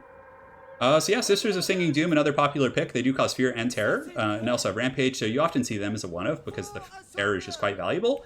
The Archer is just unleashing hell into the Sisters of Slaughter, so this is a really rough initial engagement here for Brachus Rex, but he's just taking it to the High Elves, pushing in as aggressively as possible. And the Slaanesh Harvesters and the Cold One Knights playing pretty defensively over there. They're probably going to move up. I think they're waiting to see where the Fireborn are going to go. So these guys just getting absolutely pounded here by Aristodemos. Spearmen, a good switch. That was a beautiful switch right there. So the Swordmasters of Hoth are going to be piling in, and they're just going to karate chop these whip ladies. Like, it's just going to be a super one-sided affair. So, man, they're just getting clubbed. Brutal stuff there, and taking almost no damage in return. Sisters of Avalorn also providing some good fire, focusing on the Sisters of Singing Doom. So far the High Elves have been doing an amazing job. Now, a Soul Stealer going down from Marathi. It's going to hit the, Soul Blight, which is going to be really good for the Sisters. It's putting the armor of the Swordmasters down to 45, so they're going to be able to give it back a little bit. Swordsman pushing in. There is going to be some compromising in the back line. And the Fireborn do get a countercharge. So they were hiding in the forest, and they actually charge the Doomfire Warlocks and get a fair amount of kills. And Brachus Rex definitely going to need to bring his forces over here and do his thing. So yeah, we're going to see, guys. Marathi is going to be charging into the back. Now look at the melee attack on these guys. It is now 28 and 27 melee defense. So that debuff bomb doing very good. Marathi's a little bit in the danger zone though. Now if a net were to come down from Teclis, that would be very powerful. But he does break those Swordmasters of Hoth with some really good frontline play. And it looks like the Harpies for Brachus Rex are going to be attacking the back, but Dragon Princes are just going to absolutely destroy them, which is going to be really nice. On that note, Sisters of Avalorn also shooting in. Just the Sisters basically just got destroyed. The Sisters of Singing Doom. But there is a contingent coming in. Teclis definitely could be taken out by Marathi as well. She's very good at assassinating characters like that. Bleak Swords will beat Dread Spears in prolonged combat. And the Blades of the Blood Queen are still full health. So definitely not over for the Dark Elves. Bounce of Power does slightly favor the High Elves, but I still think they have a pretty good chance here. Harpies in the back are being cleaned up by the Dragon Princes, which is quite nice. And this whole formation for the High Elves in very good shape.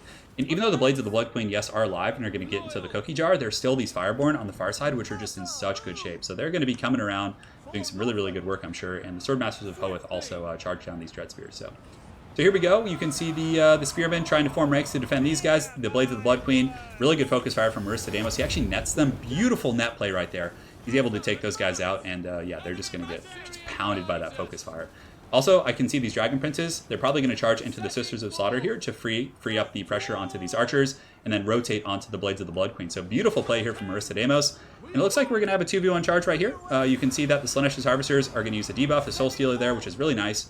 And this is a good situation. There's going to be poison, there's going to be a lot of pressure coming on here, and you can see the Slaanesha's Harvesters just going to be bro charging in there just super aggressively, so that's going to be quite nice. Well played. Both players playing very, very well. The Dark Elves do seize the initiative and the advantage against the Fireborn. Marathi's in pretty good shape, but the pressure of the Dark Elves in the backline is starting to crumble a little bit. Marathi's still doing okay.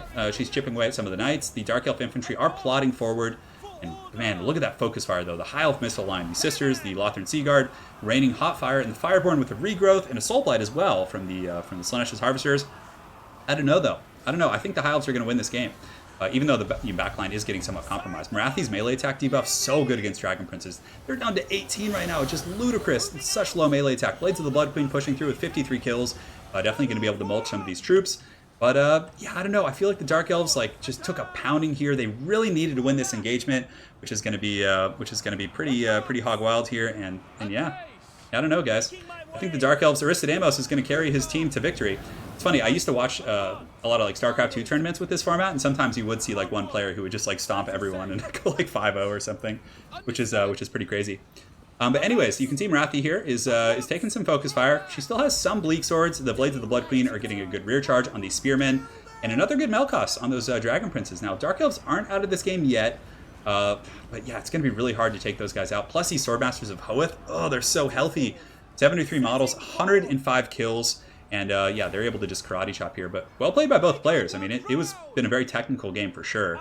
Over here in the back, the Fireborn are able to swamp onto the spears and free up some of these Lothern Sea Guard. But Teclis is just sitting back here cackling pretty happily. It looks like Marathi's going to be dropping some sort of an AoE spell. No, actually, Flock of Doom from Teclis. Beautiful cast from Marissa Damos. It actually hits the Dread Spears, the Bleak Swords, everyone here. Very, very good stuff. And the Fireborn are also going to be doing a downhill charge. And yeah, that's going to basically end those Doomfire Warlocks. So Brachus Rex, I don't know if he has too many answers at this point. I think the Dark Elves have a pretty secure victory. Marathi could potentially snipe out Teclis. I would definitely like to see that play here. Slaanesha's Harvesters are going to be charging into the Sisters of Avalorn here. And yeah, that's going to be that. So, I mean, the debuff here is super good. It's lowering the melee attack down to 30 on those Swordmasters, but Dark Elves just don't have enough meat and potatoes. That engagement here, where they had the Fireborn on the ropes, but the really good retaliation and focus fire from the High Elf Archers got that fight back. Yeah, that was pretty wild for sure. Well played. I mean, this is some really, really good stuff here.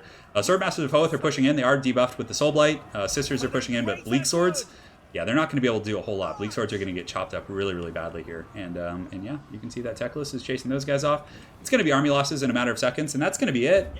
I mean, Zyphos gets the well played for sure. And again, guys, my apologies for switching the format. We didn't really have a choice. Some serious connection issues really hampered our 2v2, so we just made it a tag team finals, which is always fun. So well played, guys. That's going to be Team Do It with the 3-0. Yeah, you can see the army losses for the Dark Elves, and that's a hard matchup. I would say. I mean, High Elves definitely have to work pretty hard there. And Teclis was cool. We didn't get stuck watching Alariel over and over, and yeah, it was definitely very solid. We got some donations as well. So Simon Benjamin, would a format work where the winner stays but must keep the same army?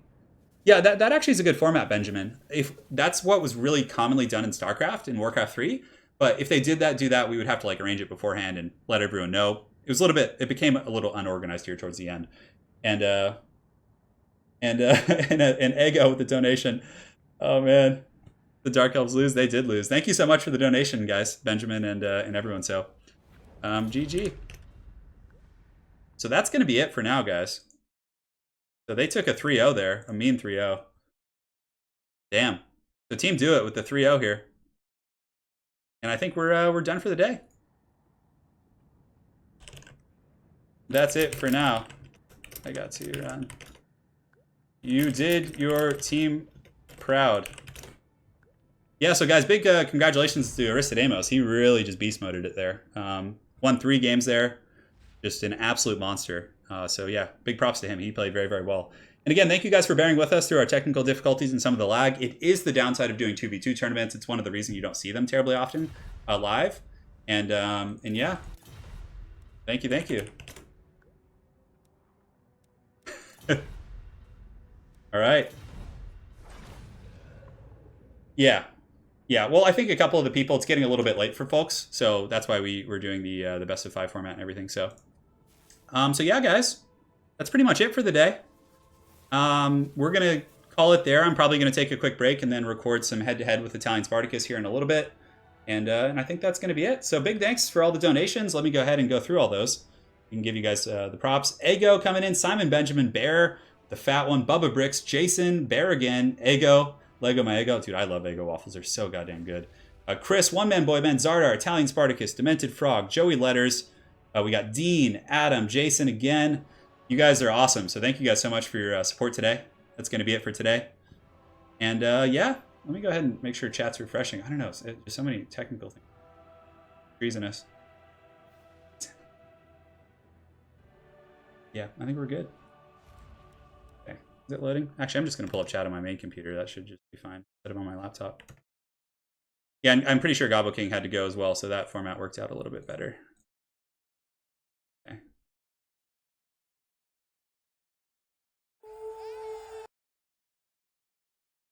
All right. Thanks again, guys, for watching.